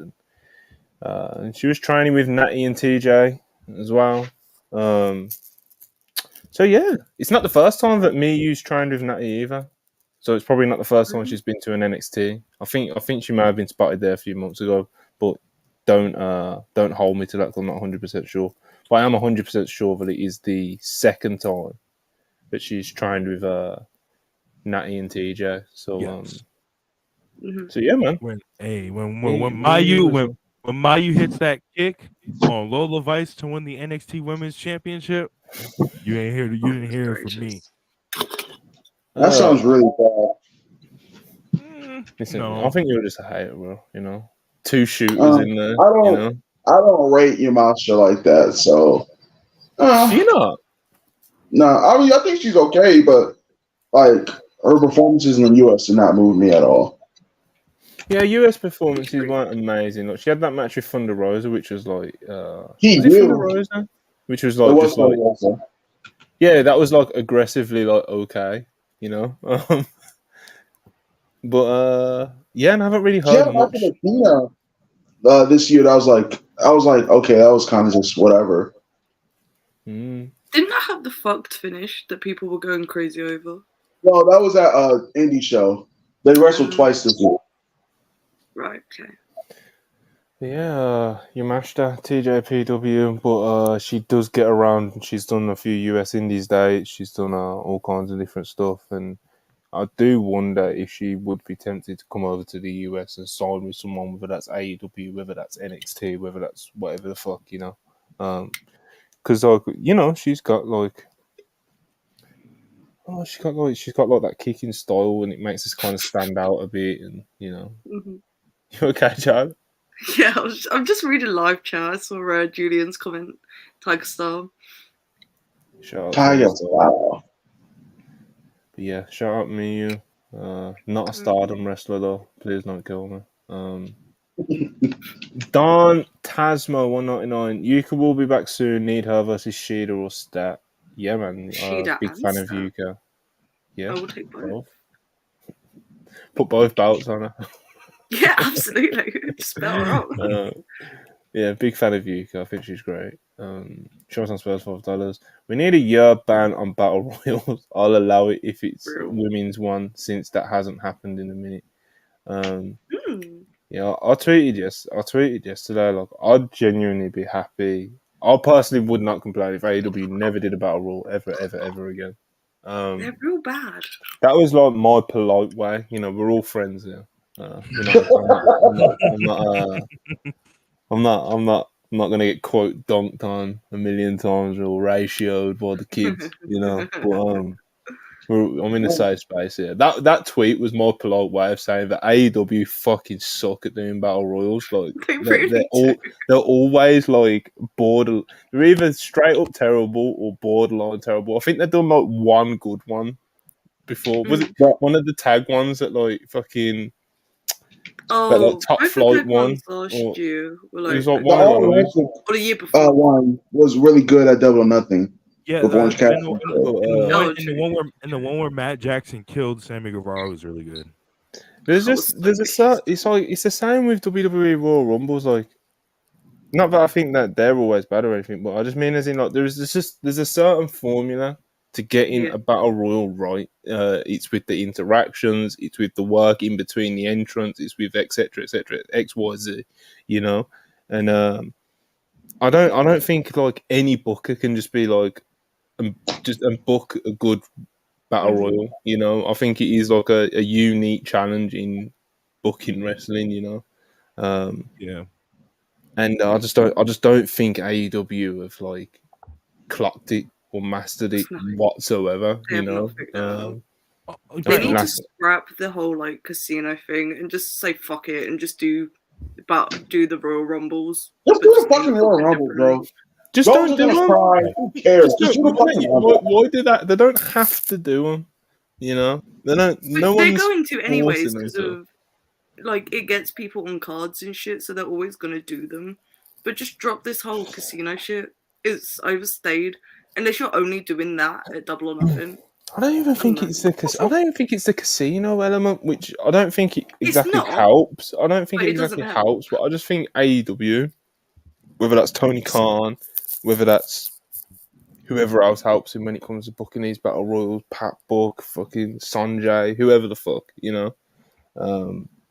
They haven't got. I just don't think they get it in that sense, you know. I And who am I? think Who am I? also- I'm just a fan Also- of a fucking podcast, you know. But like, With actually no, my Yeah, real gripe with thanks. AEW Battle Royals is other than the tag ones, they have a real imbalance of like top stars compared to like the jobbers. They really Yeah. telegraph who's gonna win these Battle Royals. yeah, they Also- struggle also- with keeping them interesting throughout and stuff. Yeah. You know, it's just Yeah. there's a People lot can of be there's a lot of eliminated. factors. just because a battle royal has a good final two. Oh, by the way, just because a battle royal has a good final two doesn't make it a good battle royal. It's just that the Absolutely not. the last two people in the battle royal just happen to be really good at wrestling. Mm-hmm. Well, When I here's say to good battle royal, watch the bad Battle first. Royals, I guess. You wanna fair. Number 3 for Don't Charlie. make me- that was almost bad. I was gonna say, I think a really good example of like a really good battle royal is the first women's Royal Rumble. Yeah. You know, like you I had really loads of like cool, that. you had loads of cool interactions. You had loads of surprises, legends. There was good bits woven in throughout. Sasha Banks went on like a pretty long run in it and was really good throughout and kind of held it together really well. And like you can sometimes, especially when it's a really good one, like you can see like the moving parts, like you know, like who's the Iron Man in these battle royals? Like there should always be an Iron Man or an Iron Woman that, and you can follow. That's like a reoccurring thread throughout the match and stuff like that.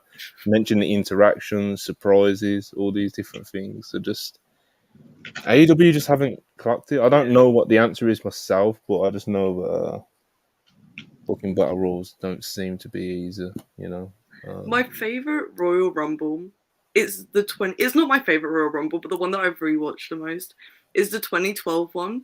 Not because it's good, but the pops for Hacksaw Jim Duggan take me out every time. It's so fucking funny. It's a feel good moment, you know. It's such a feel good moment. I love it. Shout out Hacksaw Jim Duggan. He's fucking. Absolutely. He's kicked the shit out of cancer about 28 times. Yeah. So God bless him, you know. He just did recently. My favorite is 2020 Yeah. when Brock killed half the roster. Bro.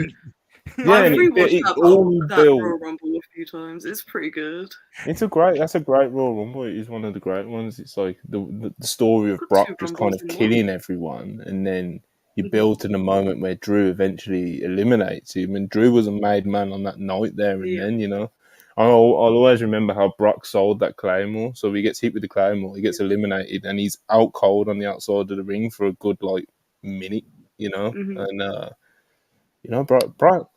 It's a shame that it all came in the pandemic era, you know, because Brock did a lot to try and like make a point of putting over Drew. Like Drew beat Brock in like 5 minutes at Mania. You know, he just killed him. That don't happen to Brock Lesnar, bro. You know. But yeah, that was a great Royal Rumble. You got cool interaction. Everyone remembers the Keith Lee Brock Lesnar interaction. You know. Yes. The Shelton Benjamin stuff popped me so much. When the New Day and Rey Mysterio jumped Brock Lesnar and everybody thought they were going to get him out, only for Brock Lesnar to be like, no, take a suplex real quick. Yeah. Yeah, and even Ricochet being part of the reason that Brock got eliminated, like that played into story that was going on at the time. Like there was That's also the one that fuck, what else happened at that Rumble? I feel like there was a big moment that I'm forgetting. MVP returned. MVP did return. That sure did happen. Big business, brother. Yeah, what happens? Yeah, it's like WWE don't get the Royal Rumble perfect every time. You know, absolutely. Like I don't think this past year's one was especially Edge amazing. returned. That's what it was. Was that year? I thought that was the year after. Yeah, I'm not sure if that was that year. 2020. It might have No, that been. was the year after. I don't know.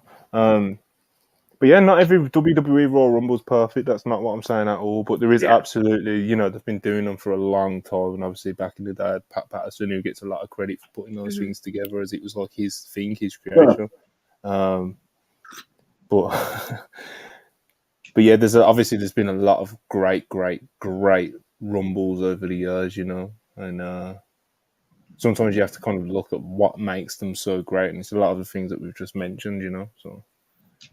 We'll see if AEW ever I doubt AEW are going to do what I said and never do one ever again, But we'll see. We'll see if AEW can get better at them more consistently, Because when I see a battle royal announced now, I do roll my eyes like fuck's sake. I'm really surprised they haven't done one on Forbidden Door yet. For like a shot at the international belt or whatever. That could be fun because you get all the elements of like different face-offs and stuff. Yeah, especially with like this CMLL stuff. If they start incorporating them more, like throw some luchadors in a Royal Rumble, Battle Royal, whatever the fuck. That's always fun. So yeah, man. I don't know what the exact answer is. Like I said, I'm just a fan with fucking a few podcasts that fucking thinks he can critique things, But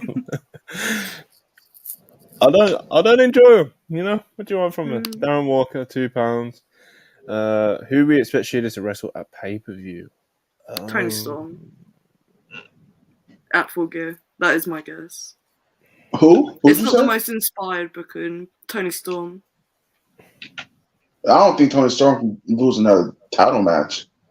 I don't know. Not right now. Thunder Rosa. Also, Thunder Rosa, really? Yeah, that's my outside guess. I don't know, man. People have been reporting for weeks that she's coming back soon. Months. It's been And it's not like it's just random sources as well. Like I'm sure Sean reported it like a week or two ago. Dave reported it like a month ago. Like surely she's like soon to be ready. If and when Mariah May shows up, I would quite like for her to get a title match, but I don't think that will happen straight in. So I don't know, man. If the reports are true of how highly Tony Khan thinks of her, then maybe. I think it should be Rhea or Yuka Sakazaki. I think Rhea's done. Why did you say it like that? I don't know why you said it like that. But I love Yuka. There are rumors that Rhea might. There are rumors that Rhea might Stephen be done. A or some shit. There's rumors that Rhea what? There are rumors like people are posting pictures of like Rhea just hanging out in Japan and like she saying she might be done because of I don't know. I think she's got it pretty nice when it comes to when it comes to like her being able to just go to Japan and just kind of work over there for a bit. Same with Sheila, same with Yuka. I think all the Joshi talent kind of have like. Yeah, I think all the like Joshi talent in AEW have it pretty nice when it comes to like being able to go back over to Japan and do like a bit of work over there or an extended stay over there and always get welcomed back and get, especially Sheila, she gets welcomed back and they put a title on her most of the time. So, shout out Sheila, man. Shout out Sheila. $5. If they do another 8-man Full Gear tournament for a title shot, who are your collective 8? I have a list because I was going to tweet this earlier. Because I saw Pep's tweet about it, so I made a list of what my 8 would be this year. So my 8 are Samoa Joe, Bandido, Lance Archer, Rocky Romero, Kenny Omega, Takeshita, Rush, and Miro. That is my 8. I don't have my gunshots to this week, but Wardlow? No, I wouldn't put Wardlow in yet. I feel like that's a made feud because he has a clean win over MJF. Because I saw people saying about Swerve and Hangman, and that's setting up for their Full Gear match. But I think that would be a waste of tournament slots, honestly. It would be a waste of a Full Gear tournament. Not because of it's Swerve and Hangman, but their feud is so like in depth at the moment. I feel like they don't need the tournament to get them to the next match. So yeah, 100% agree with that. I want Bandido in it again. That's my boy. When's he back, Tony Khan? He's cleared. I know he is. He's been announced for Indies. Has it? Yeah, he got announced for Indies for like a couple of weeks ago. Okay. We're cooking then. We need Bandido about Turner. I know you watch this. What else I want to talk about from Dynamite? There was a Oh, do you Cali guys not family. have top 8s that you would like? We just accepted my Right. list. Well, it said a collective top 8, and when you just pulled out the list, you know, I just I had a was just like, all right, fuck it. I threw out my Wardlow statement, you know. Wait. Yuzuru Hart said, I'm the only one that feels like Rocky Romero was a wild snake. Rocky Romero has had such a good year, but it's mostly been in CMLL, Bro, Rocky's so a people beast. don't really know. So I feel like he needs a chance to showcase that in AEW. He's a beast. Rocky's my favourite wrestler on the list, talking about Sneak, you know? Yeah, come on, man. Rocky's a beast. I love Rocky Romero, man. He's so smooth, bro. He's like butter. He's fucking beast, man. If Rocky pull up, I need one of those topes he be doing in Mexico into the crowd. I need that. He's so good in Mexico. When he's playing heel in Mexico, he's fucking phenomenal. Yeah. Have you seen some of the people they put in these tournaments? Like, that is also very fair. Rocky can be in there. He'll probably go out first round, but it'll be a sick match. Yeah, he'll have a good match. Even Page was in the finals last year, brother. I like Rocky a lot, man. Respect Rocky Romero. I haven't. No, but it is fair to bring it up because it's not like he fucking wins whenever he's on Dynamite. He comes on Dynamite, loses, you know. But if you watch his main event CMLL work with Volador and those matches, you'll probably understand it a bit more. And if you have seen them, then probably still a fair question, but still, we just love Rocky Romero, bro. I don't know what you want from us, you know. We're big fans around these parts. We are. But yeah, Cali's family did a promo last night, and he was mainly so Hobbs can get on the mic really, and he said basically Hobbs is mad at Chris Jericho because Chris Jericho aired him when he was 7 at a show, and so Will Hobbs put him in hospital. Yep, it's one way to deal with it, you know. That's real villain origin shit. Y'all wouldn't understand. For real. So yeah, Hobbs was talking about Jericho and all that sort of stuff and what I just mentioned. And the Callis family were talking, putting themselves over and how they're putting Kenny out of business, blah, blah, blah, blah, blah. But Callis said that, you know, they've only lost once since whatever day it was. And, you know, that was when Cole Fletcher lost in a tag match for him. And he was just blaming Cole Fletcher. Cole Fletcher comes storming out, cuts a pretty solid promo on Don Callis and, you know, just fired up, didn't want to just kind of just take the blame, lying back, and he's going to prove himself tonight when he beats Omega, blah, blah, blah, blah, blah. And that basically starts the match off, you know, between Cole Fletcher and Kenny Omega, which we've already spoke about. But, yeah, Hobbs getting to talk a bit more. I'd like to see more of the members of the Callis family talk more, especially Takeshita, even if he's just cutting menacing Japanese promos. I'm all for it. But yeah, it was good to see Hobbs talk, give a reason for his justifying his actions, etc., etc. But yeah, man, Charlie, Callis family, Hobbs got to talk. It wasn't all just Don Callis, but we didn't get anything from Takeshita or anything like that. It wasn't perfect, but at least Hobbs got to talk. At least Hobbs got to talk, and we got some backstory. I'm a little bit lost in the Don Callis family right now. Yeah, like I like it as a concept, but the whole thing, it started as getting Takeshita over as this mega heel, and as like the new alpha, and it's not hit the way it should have. And it's like I tweeted about it last night, and some people were saying, well, they miscast Takeshita, like he shouldn't have been a heel yet, and I was just like, I don't agree with that, because he's shown flashes of being a great heel. It's just been really overshadowed by Don Callis. And I don't know whether it's because the language barrier or they just don't know how to book it, but I don't know. But with the Hobbs stuff, it feels kind of promising. But it's getting a little bit muddy. There's a lot of people involved in this right now. I feel like we need to get it back to basics a little bit. I think muddy describes it really well, to be honest, because it's like the concept of it sounds really good on paper. It's got great members in it, you know.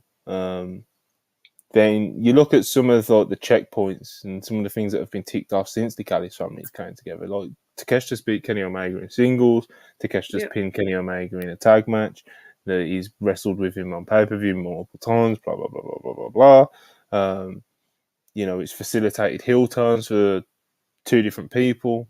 It's, you know, so it has provided some pros, but also, as Charlie said, it has got a bit muddy because it's kind of like sometimes the actual wrestling talent feels like it's in the background, you know, and it's like it's not really achieving much in getting them to where they need to be. And it can come across, I'm not saying it is, it can come across just a little bit self-indulgent on the Don Callis side of things. When people want to see more of, like, you know, the wrestling talent be more the focal point of the storyline. Go ahead, Rob. I low-key think that where this is going, I think, and I'm not saying this is a good thing. This is just what I think. I think them projecting Callis more than Takeshita is on purpose, kind of, because it's kind of going to be like the thing where, oh, well, this is supposed to be all about Takeshita, but Don Callis is taking most of the spotlight. Just like how Kyle Fletcher kind of pointed out last night. He was like, yo, bro, like, the fuck going on around here? We're all supposed to be getting built up, but we're really just protecting you. What kind of bullshit is this? So that's why I think it's going with Takeshita. I'm not saying it's a good or a bad thing, but maybe. But even if that was the case, it's like, okay, the Don Callis family ditch Don, and Don gets put through a table or some shit, and you know they'll drop Don, and Don's washed. I think it's gonna be Will Hobbs, because if you look at the picture, the supper picture, Will Hobbs is in the Judas position. Yeah. So I don't know. I don't know either. We'll see. Not perfect, but all the things I just mentioned, like, it has had its pros, but it still has, you know, some things that I don't think are quite perfect. What's that, Rob? I said it has a good bit of cons, but yeah. All right, Danhausen. To go from that Kenny Omega Cole Fletcher match, especially that closing Fletcher, which was so hot, and Kenny Omega just walking up the ramp, selling, you know, looking like the man that fans want him to be, you know, Kenny Omega, leaving it all out there, fired up. This is pro wrestling, you know. This is AEW. Then boom, Danhausen, bro. It's a bro. Hey, listen, just why do you care? I seen all the tweets. Just because a nigga can slightly do a German suplex don't mean he's good, bro. It doesn't. Bro, anyone looks good in a cut up few clips posted on Twitter. Yeah, well, I'm sorry, but come on, man. Bro, he fought himself, bro. Like, and the crowd was even awkward, bro. I let out the biggest fucking brother when I saw that. I was so mad, bro. Crowd didn't pop. Who was this for? I don't know. And people will be like, "Oh, you just don't like him because he's CM Punk's friend." No, I hated him before that. He stinks. You niggas don't remember our tweets. When Danhausen first showed up in AEW, we was shitting on it. When he first showed up at what was that, Beach Break or whatever the fuck pay-per-view that was on Dynamite? We was shitting on it. It sure was Beach Break, yeah. Yeah, it was. It was when Adam Cole. It was the Adam Cole's first. Yeah, Adam Cole's first loss in AEW. Yeah, Orange Cassidy. I'll never forget Parker's right up on F4W. I've got it somewhere because Ash posted it earlier. Yeah, unsanctioned lights out match. Orange Cassidy defeated Adam Cole. This is Parker on the Wrestling Observer website when he used to do the reviews for Dynamite. This was a fun brawl, but it wasn't at the level of the great AEW lights out matches. The Danhausen signing is a major red flag for this company. He was so right. Yeah, a lot of people got mad at him over that. But yeah, that lights out match. I hated that lights out match as well. For did you? It popped me huge. I actually quite liked it. Oh man, Adam Cole is He really caused bad. Joe Hulbert to go on an Adam Cole run. He's really bad at plunder matches, bro. He needs to stop doing that. He's bad at them. To be fair, I haven't rewatched it since it happened, so I may feel differently about it now, but I liked it in the moment. The best plunder match he's ever done is the one against Aleister Black at Takeover. What was that? Philadelphia. He's done that many of them. There's going to be a couple good ones in there, you'd assume, but there's a lot of bad ones, man. Yeah. But Danhausen, I get that he sells merch and he's probably over huge. I don't, Charlie. No. Hang on. I have a point. Merch. Like, I'm not saying they shouldn't. Good for him, good for him. But I don't get it either. It's not to my taste. I'm not into spooky mimes. Like, it doesn't do it for me. But I get that like people like him for that and whatever, and they think he's funny. Just put him in the fucking dark matches at the beginning of shows. He's very much a live event act. I don't need to see him on TV.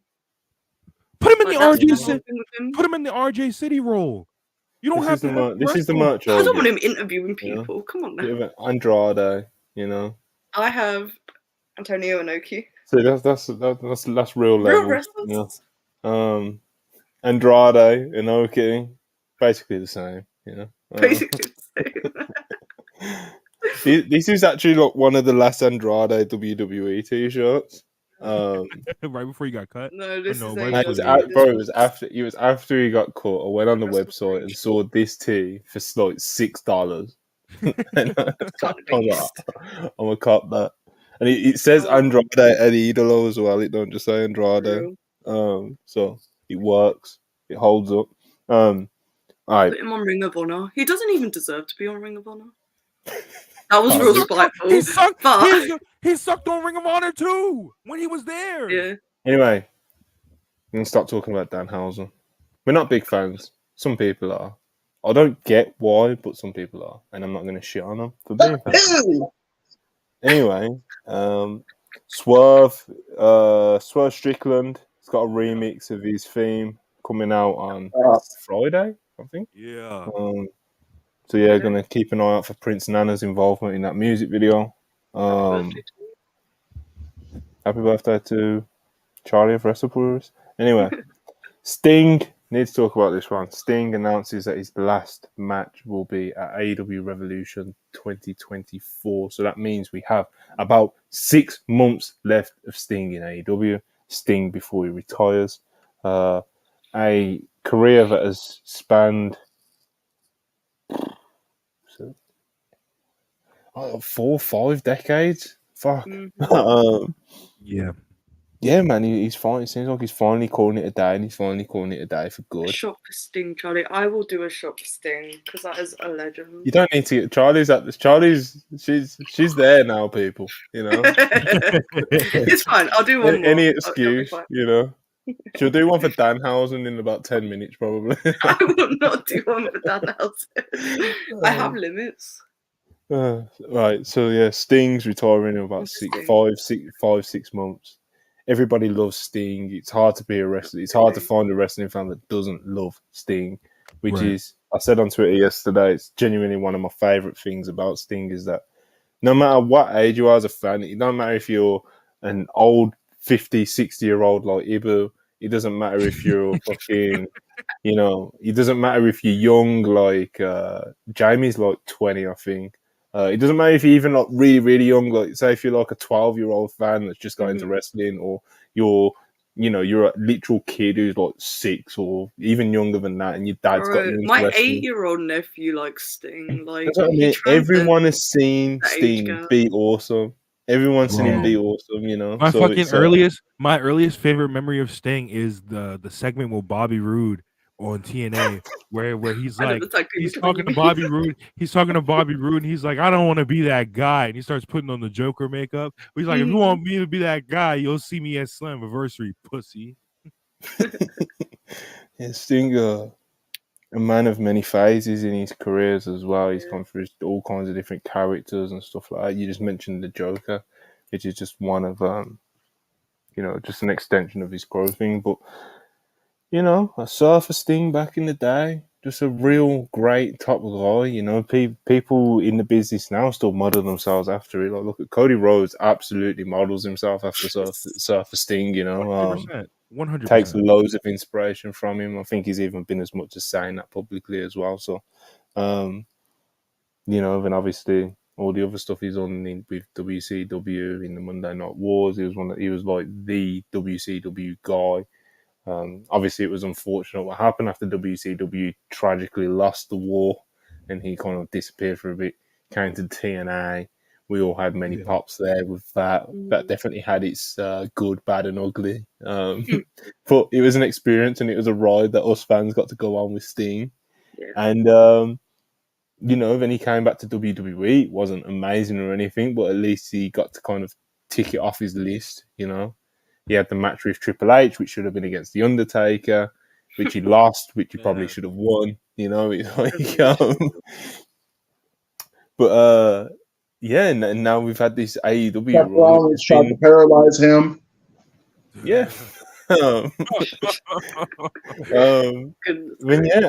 running AEW now, where it's just been so much fun to watch him. It doesn't matter if you didn't ever watch a Sting match before he signed with AEW, or if you're someone who remembers him being Surfer Sting, being the fucking man, or whatever you remember of Sting. This run it's been a good time, man, and he's worked with a lot of younger talent. Obviously, he's done loads of stuff with Darby, and that's helped him loads. And he's been like his mentor on screen and off screen. He's he's still been able to create great moments. And like I said, that's one of my favourite things about Sting. It don't matter what age fan you are, you've been able to see Sting be awesome and create moments. So hopefully we've got 6 months more of more moments. But Sting, I don't know what his retirement match is going to be, but I need him and Darby versus the Bucks before he hangs it up, man. Yeah, absolutely. Because they didn't do it during the heel title run.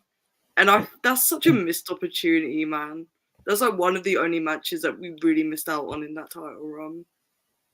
You think he challenges MJF for the title? That'd be hilarious. People have been saying that for so long. MJF versus Sting, you know. Isn't he undefeated in AEW?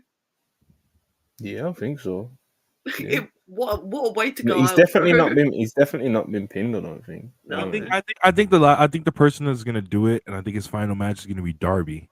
And I think he's gonna be the one to do it. It wouldn't shock me, but it depends on Darby's time in Mount Everest. Is he even gonna be here for Revolution? Like, oh mate, you'd have to delay that mountain bullshit. Yeah, absolutely. Like Sting's retiring, brother. You know, that mountain ain't going anywhere. It's still gonna be there tomorrow. You know. Sting, you know, being able to be part of Sting's retirement run is, you know, a once in a lifetime opportunity. I honestly hope that they do it like Keiji Muto, you know. Yeah. And you do like a celebration tour. Dynamite they have in between now and Revolution. Sting should have a match, like a marquee match, even if it's like a tag match or whatever. Just run some big matches, man.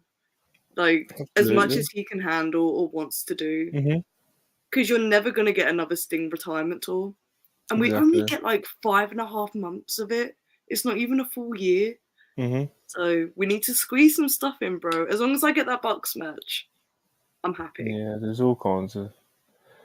There's still so many dream match scenarios for him, you know?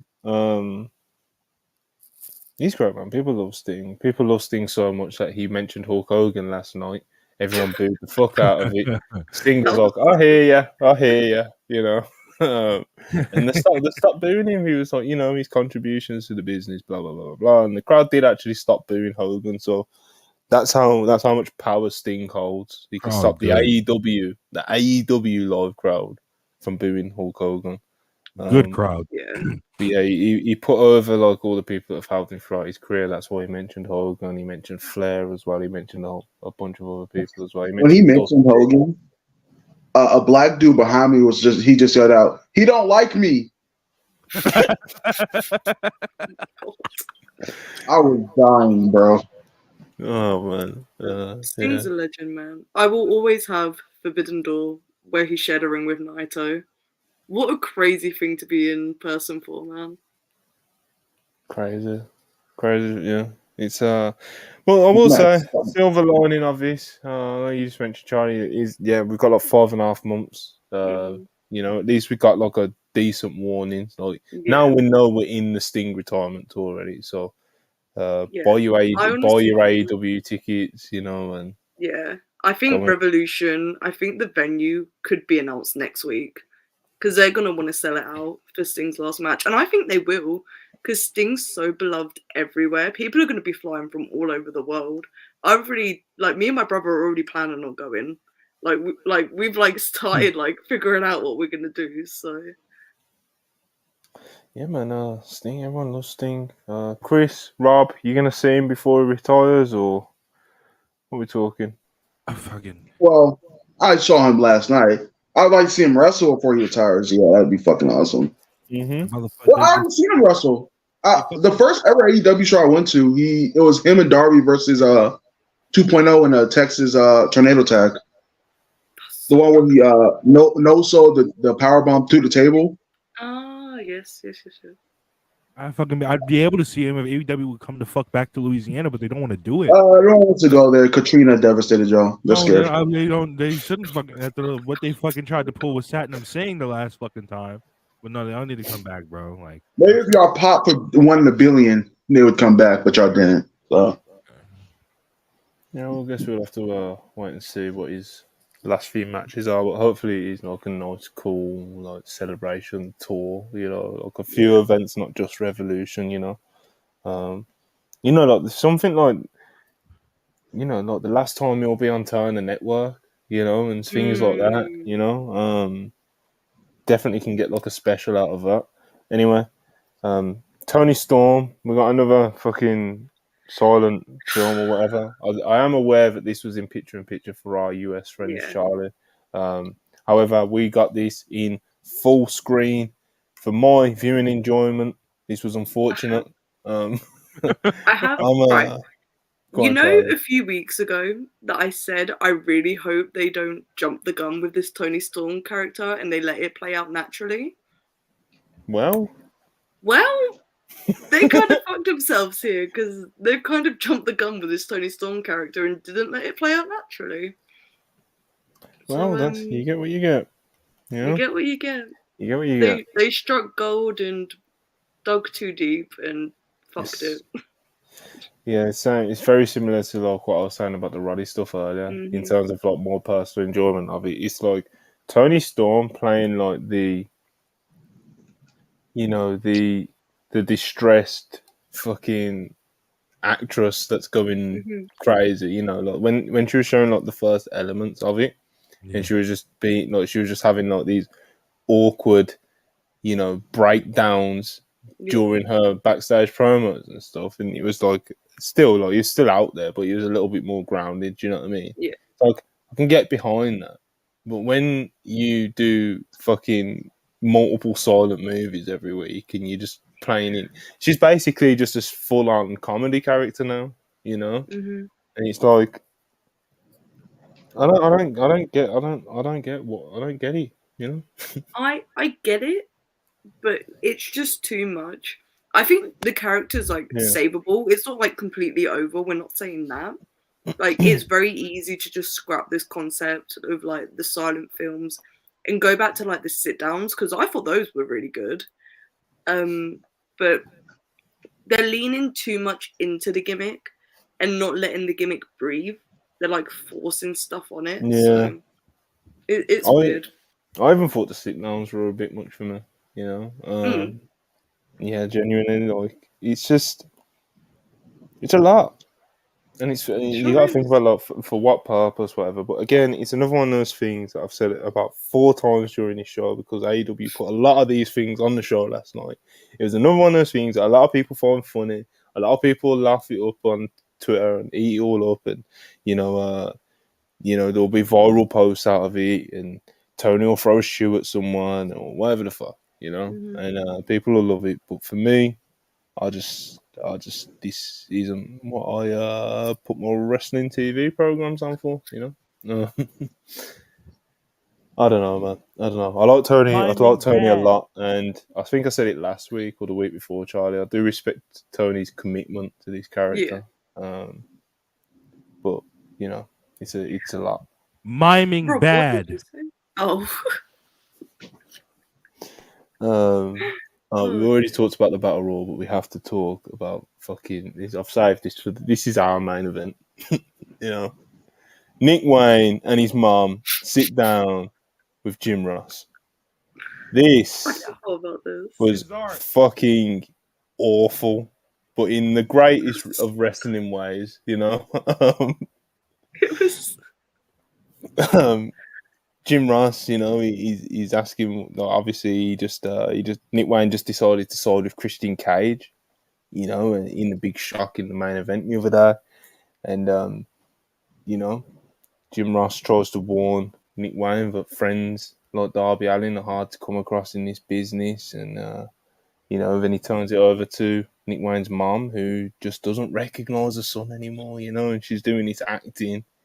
And she don't know what happened to a sweet boy, you know. She was shocked, can't make sense of it all, doesn't understand why Nick Wayne would decide to side with the guy that's been fucking roasting his dead dad and doing all these terrible things in Christian Cage.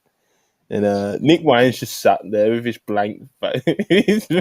I love the blank expression when he was just encapsulated like the teenage boys so perfectly. He was just a dickhead 18-year-old. I was just like, yeah, this is how 18-year-olds act. I wish he would have brought up the AR Fox shit though. I wish he would have. I think he's saving. Oh no, you can't talk about AR Fox anymore. Like, he's fucking. That's so ridiculous. Hey mom, you ever thought about the fact that maybe I turned on Darby because he forgave a guy that stuck a glass jar to my throat? Maybe that's why I turned on him. Oh man. Nick Wayne's mom trying her best, you know. She's doing this. The way that it's shot as well is like a fucking Adult Swim skit, you know. Like, what were the camera angles? Why were we like below? Like, what was? Oh, bro. Respect cinema. I don't, bro. I just don't know. I don't know what they were. It was too cinematic for me. Clearly, Jim Ross just sitting there. He had nothing to say. Yeah, Jim Ross just sitting there like he's hating. Like he's fucking hating to be there. Bro. When like Nick Wayne started talking and he was just like, respect your mother, that just sent me so bad because he had said nothing for like a minute. Yo, someone should set JR on fire again. Hold on. I fucking love. He's a no good son of a bitch, and he'll burn in hell. He will. Nick Wayne will, brother. You know, he's Nick Wayne's mom is telling him that he can't. She doesn't recognize him anymore. Nick Wayne cuts her off. He's over all the bullshit. He's trying to prove himself, and you know this isn't an act, and this is him now. And he's finally found a better father figure than his dad in Christian Cage. And Christian Cage comes into the shot like a fucking Bond villain being revealed for the first time. And he puts his hand on him. You ready to go, son? Puts his hand on his shoulder. He's like, you ready to go, son? And his delivery every time is just fucking immaculate. I would love for them the kayfabe, and Nick Wayne just lives for Christian now. That'd be amazing. Yeah, have them roll up to the arena together, like. But yeah, Nick Wayne's mom's trying to snap him out of it. She grabs him and everything, and she, you know, Dog said trying to snap him out of it. Nick pushes her away. Yeah, so something like that. There's some sort of like, you know, so she grabs him or he grabs her, or then she smacks him, and Christian in the background's like, "Don't abuse him like that." Christian Cage, man, fuck. What him? What? And even though Nick Wayne has just like turned on his mom, he's just said that Christian Cage is a better father figure than his deceased father. Christian Cage has been roasting his entire family, including his mother and father, this whole time.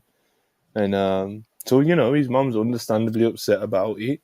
And yeah, she slapped him. And, this happens with kids sometimes. You got to discipline them. But Nick Wayne, of course, he didn't take it too well. And he says, what did he says, "You're dead to me." You're dead to me, yeah. You're dead to me. Nick Wayne's acting in this was fucking... It was Jesus Christ. GCSE dreadful, drama. but it was It was great. GCSE drama, which means nothing to anyone that isn't English. But It was dreadful, but it was high great. school drama, basically. yeah, high school drama. Yeah. Jesus Christ, man! This was quite the... What This felt like unintentionally hilarious, even though there was definitely some intentional comedic elements to it, like the way Christian came into the shot and stuff. But then after, when Christian leaves with his new son Nick Wayne, they you hear someone getting jumped, and you think, because Christian Cage just turned on Nick Wayne, Yeah. I was getting ready to just let out a yell. But, go through all that and just kicks the shit out of him, but it wasn't. It was Darby. Darby jumps him and spends most of his Darby attention. beat the fuck out of him, bro. Yeah, man. Oh, he beat the shit out of Nick Wayne. He was throwing him around. He beat the shit out of him. Nick Wayne, I think, lost a tooth or some shit. That's what they were saying on commentary. He did have a bloodied mouth, so something went on there. My favorite visual of the entire segment is when the heels are like running away or chicken shitting, and while he's holding Nick Wayne with a bloody tooth, Christian just raises the title like, "Remember, I'm the champion." By the way, everyone's out there. Sting's out there. Christian's out there. It was weird. Copeland didn't come out to even the odds type thing, but he was there. I don't know what Copeland's playing at. Hey, he came out after the show, so I got to hear that. You think you know me? It's different live. It's different. I'm telling y'all. Oh, bro, listen. I feel a certain way about Adam Copeland in AEW, but I'm gonna be such a mark if I get to see him at Full Gear. It's different live. It really is. Yeah, I can imagine. Of course, he's a legend, man. Regardless of what we think about him, what anyone thinks of him now or ever, he's a legend. He always will be. He's a huge deal in AEW, of course, and he's a huge signing. We'll see where it goes, man. The sit-down interview was interesting. I know we already spoke about it, but he said something in it which was like not exactly babyface at all. And he was like, if it wasn't for me, Christian would be like working in an IT office, and it was just like he came across like really egotistical. I don't know if he meant it to come out like that, but it did. But we'll see how it plays out. Who knows? Adam Edge and Christian Cage could be a heel tag team going forward. I don't know. It may not end the way that you think it does in like the reunite, and it's this beautiful thing. There might just be a pair of pieces of shit together. Be pretty beast. I don't know. He might want to do that because his heel run in WWE was a catastrophic failure. When not on his most recent run, obviously not his original run because he's one of the best heels of his time. But, you thought you knew? You never did. Yeah, it was. I don't think it's a hot take either to say that heel run was a catastrophic failure on his part. So, he may still want to scratch that itch. He may want to do like a successful heel run in it. So, I don't know. That wouldn't be what I put my money on. My money would probably be on like the obvious answer. You get the big reuniting, everyone's happy for them, and they go off into the sunset together, and it's this beautiful thing, and everyone says, "Oh." But the show closed with the Battle Royal, which we already spoke about. Juice Robinson won the Battle Royal as he predicted in the start of the show. MJF versus Juice Robinson. MJF threatened to kill Juice Robinson, so he's still very mad. They've clearly dropped the quarters thing, as they rightfully should have. God. Yeah, because that was, It was distasteful anyway.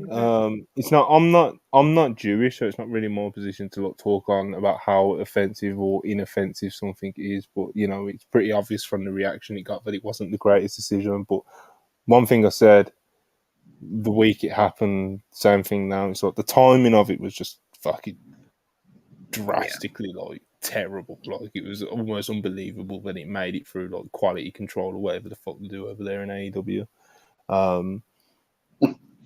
But yeah, that's been dropped, and Juice is just punching people with the left. Is it left or right hander guard? I never remember. It's the left. No, because I think it's the left-handed god because of Max made a reference to like the right hand of the devil or something like that.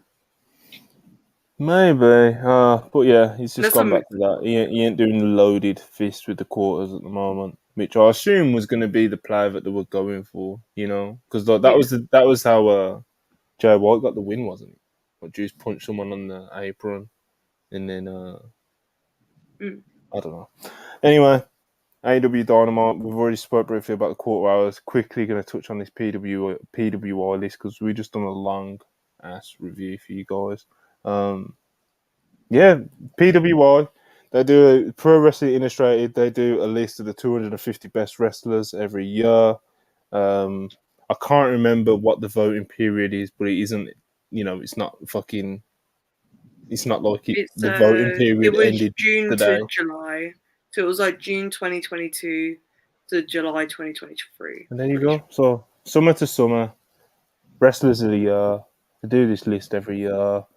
And a lot of people take notice of it. A lot of wrestlers get very proud when they rank highly on the list or even make the list at all. So it definitely does carry a lot of weight.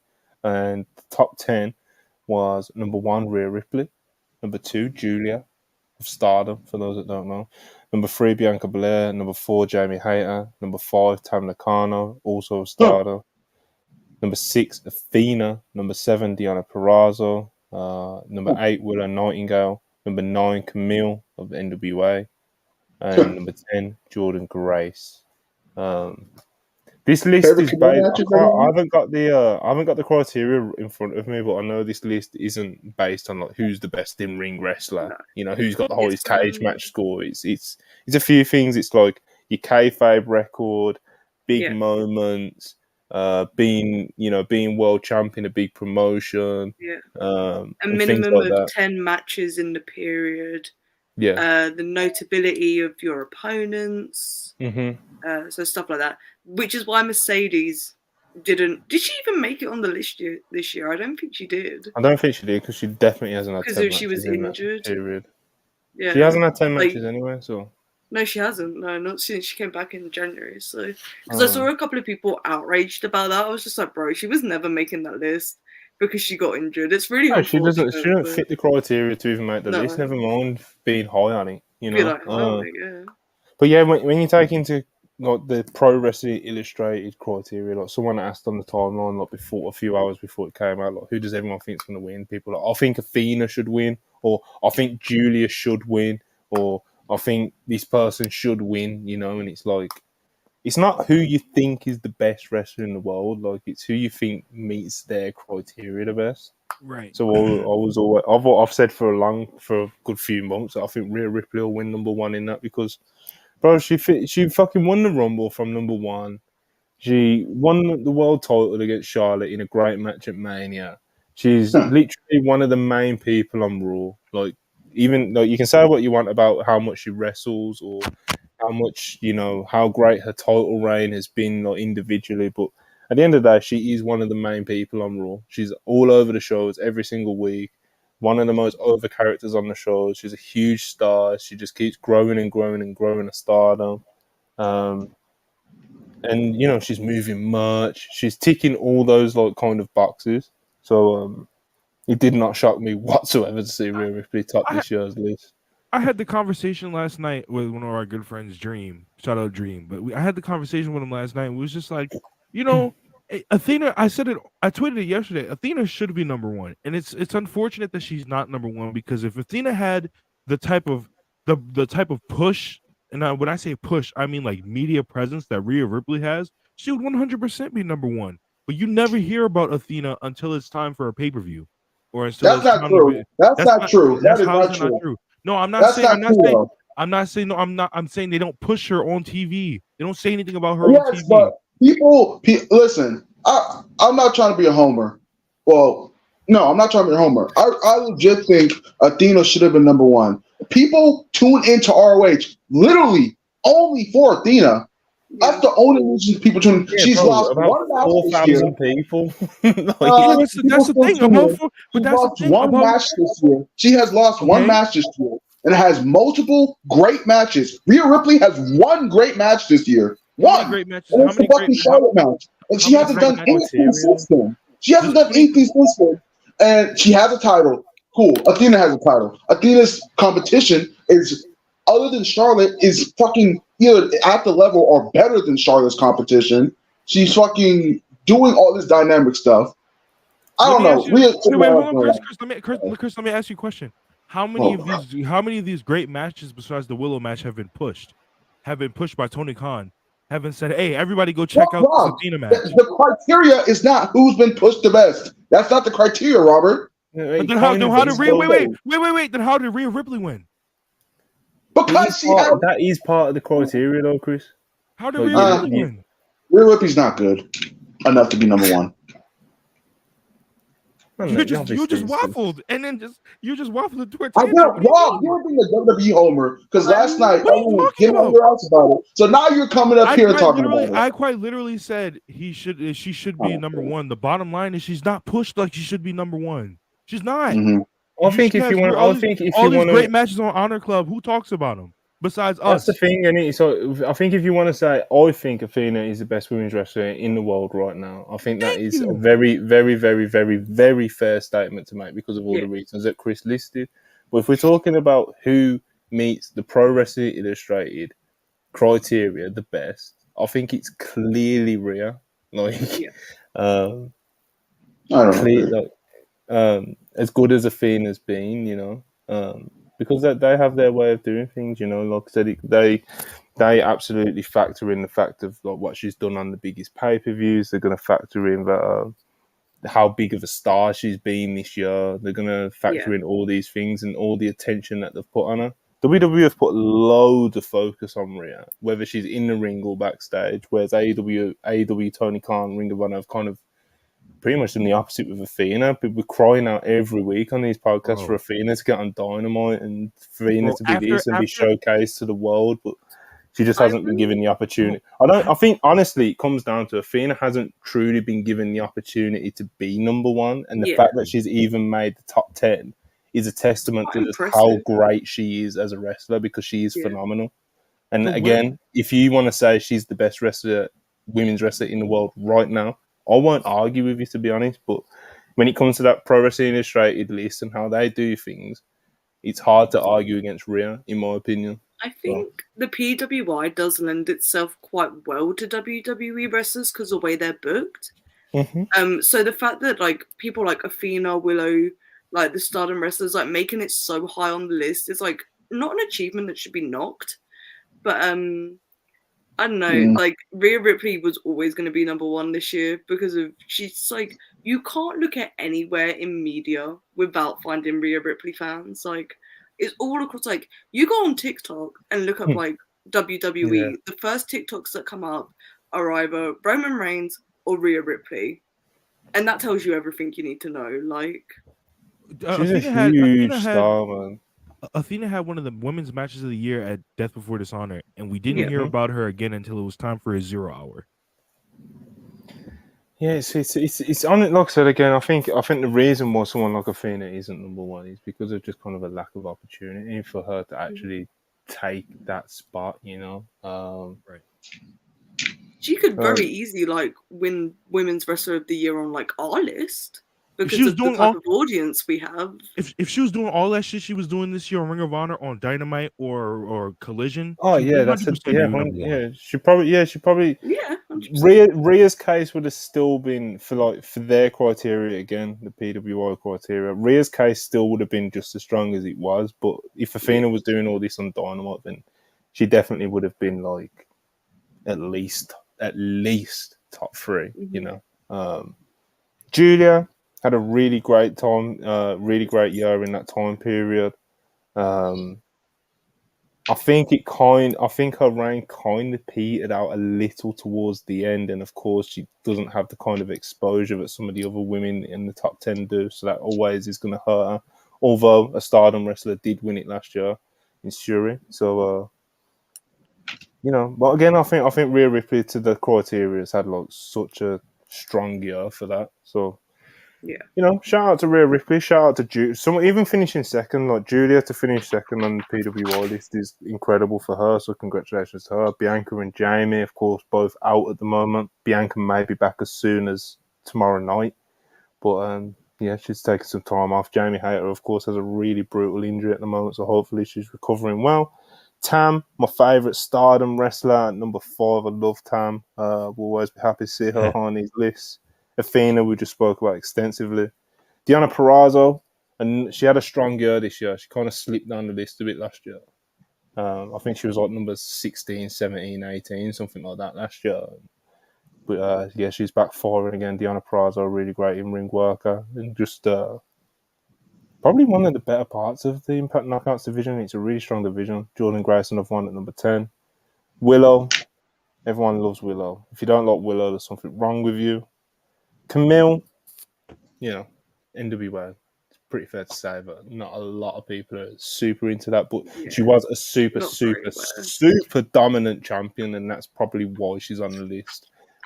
She was champion for ages for NWA. Yeah, like 600 days or something. Like, she was having like an Okada reign, bro. Like, she was. Favorite Camille match, everyone? I couldn't tell you. I don't think I've ever seen one. She had a pretty solid match with Layla Hirsch. I remember. That was 2 years ago, brother. Bro, this reign has been fucking long, bro. Let me tell you. Yeah. You're talking about Trump administration drafts. She still got the fucking belt. Has she actually? That's kind of didn't she drop it recently? I thought she dropped it recently. I thought she dropped it recently. I'm not 100%. I don't follow the NWA. Monty! Now that they on CW, we about to, brother. We are doing. I'm announcing. I don't know if I can co-sign that one. I'm announcing a watch along for the first ever NWA on CW stream, baby. Nasty business. But yeah, the Pro Wrestling Illustrated list, every single year, people are always going to critique how they do it, but they do it the way they do it, you know what I mean? And, when WWE people finish at the top of the list, apparently they love WWE and the bias toward WWE, but, over the past few years, we've had Shuri win top women's wrestler, Kenny Omega and Mox have won top males wrestler in recent years, so... they absolutely do lead. They do absolutely put a lot of stock on WWE just simply being the biggest company in the world and being the biggest platform, etc., etc. But I don't think it's like if it's not WWE, it's not good, bro. Like I don't think it's I don't think it's anything close to that. No. Winning men's wrestling of the year is like this is like the worst PWI top 502 of all time. Rhea and fucking Seth Rollins. Seth Rollins, what the fuck?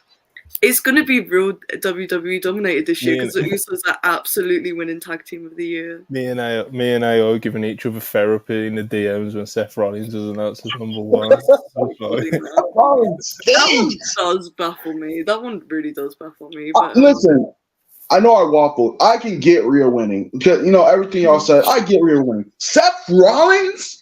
Bro, Seth. Brother.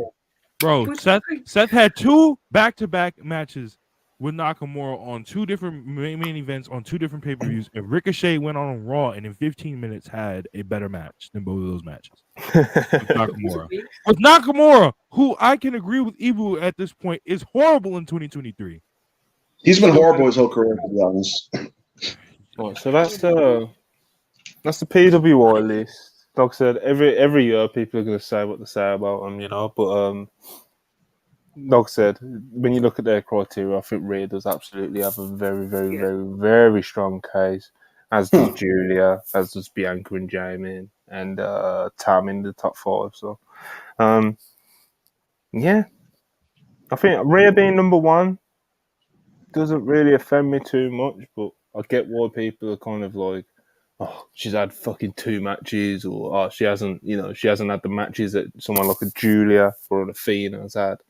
But that isn't the criteria, brother. You know, I don't think Rhea Ripley's going to win Wrestling Observer Women's Wrestler of the Year. Real award. I doubt Rhea Ripley's going to win the WrestlePurists Women's Wrestler of the Year. Do you know what I mean? So, Another real award. This particular one, Pro Wrestling Illustrated, was probably always going to be hers. You know, so shout out to Rhea Ripley. I am a fan, huge star, all over the shows. Genuinely one of the biggest stars on Raw. I think she's probably the biggest women's wrestling star in the world at the moment, to be honest. Becky, you know, all right. you cannot. There'll always be a case of Becky, but right now, Rhea Ripley, I'd probably say household name. She's definitely on that way. Yeah, Charlie, your birthday. You want to do another shot for Royal Quest or something? You haven't got convinced me to do another shot. I'll do it. Do a shot for. Hold on. I want Lord chat. Give Charlie a reason to do a shot. Who is she doing a shot for? And now we wait. Because I did one for like half the Elite. Sting. Matt Jackson, but not Nick. You know. Yeah. I mean, Matt was always my favourite. He is. I'm doing one for Danhausen or Jeff Jarrett. Get the fuck out of here. You're actually picking like one of the like 4 things that Charlie won't do a shot for. You know, yes. Danhausen, Jeff Jarrett, Eddie Kingston. That's a good one. Eddie Kingston, yeah. A shot to bring Carlo Riley back. Yeah, go on, bro.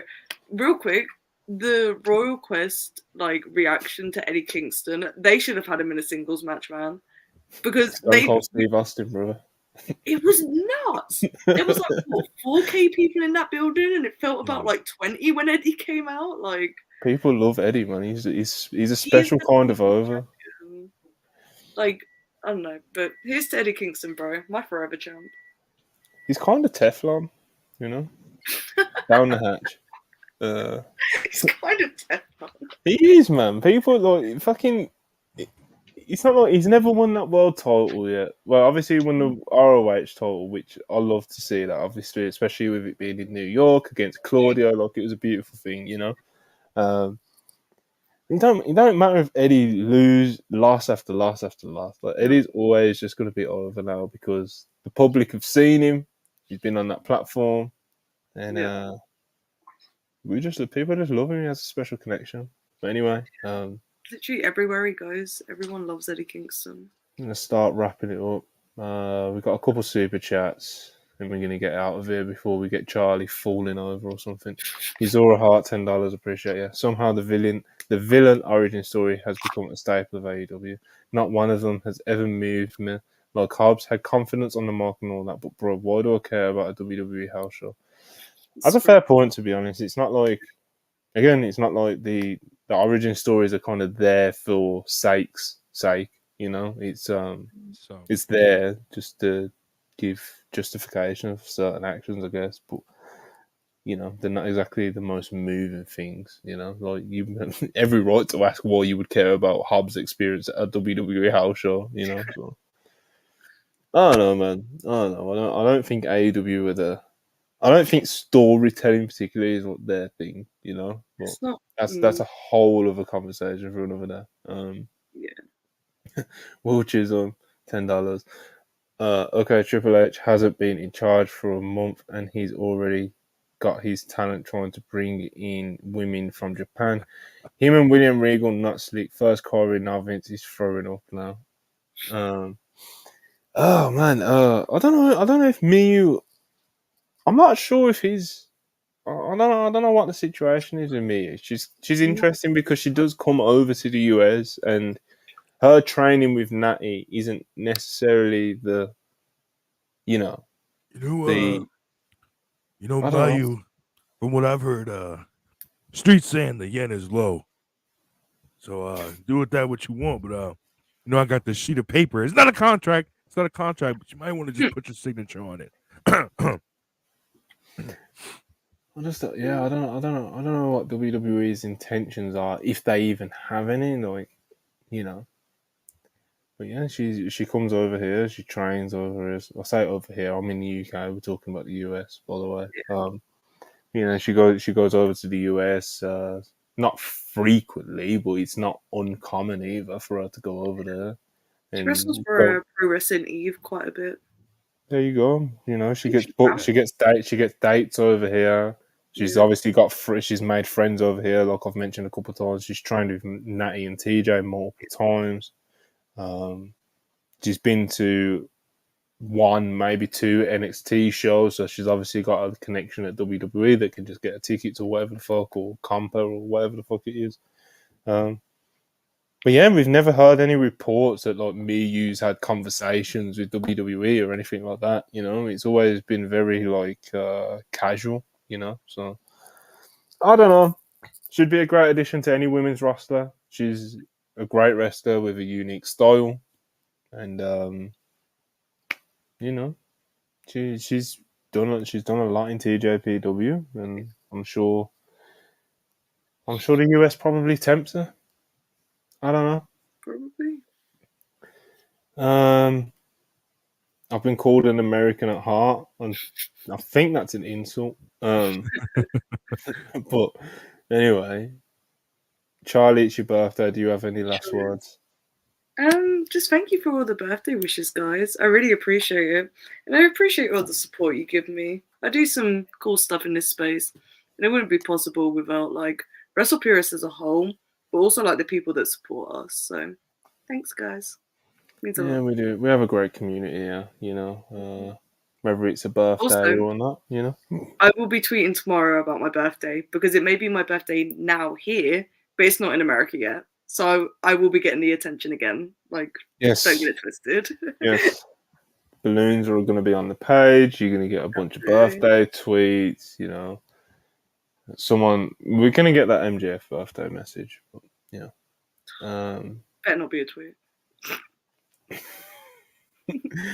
Yeah, everyone put your hearts and your happy birthdays in the chat for Charlie. And, you know, we got Chris O'Bread back on a Thursday. Hopefully we can get him a few more times. The best birthday present.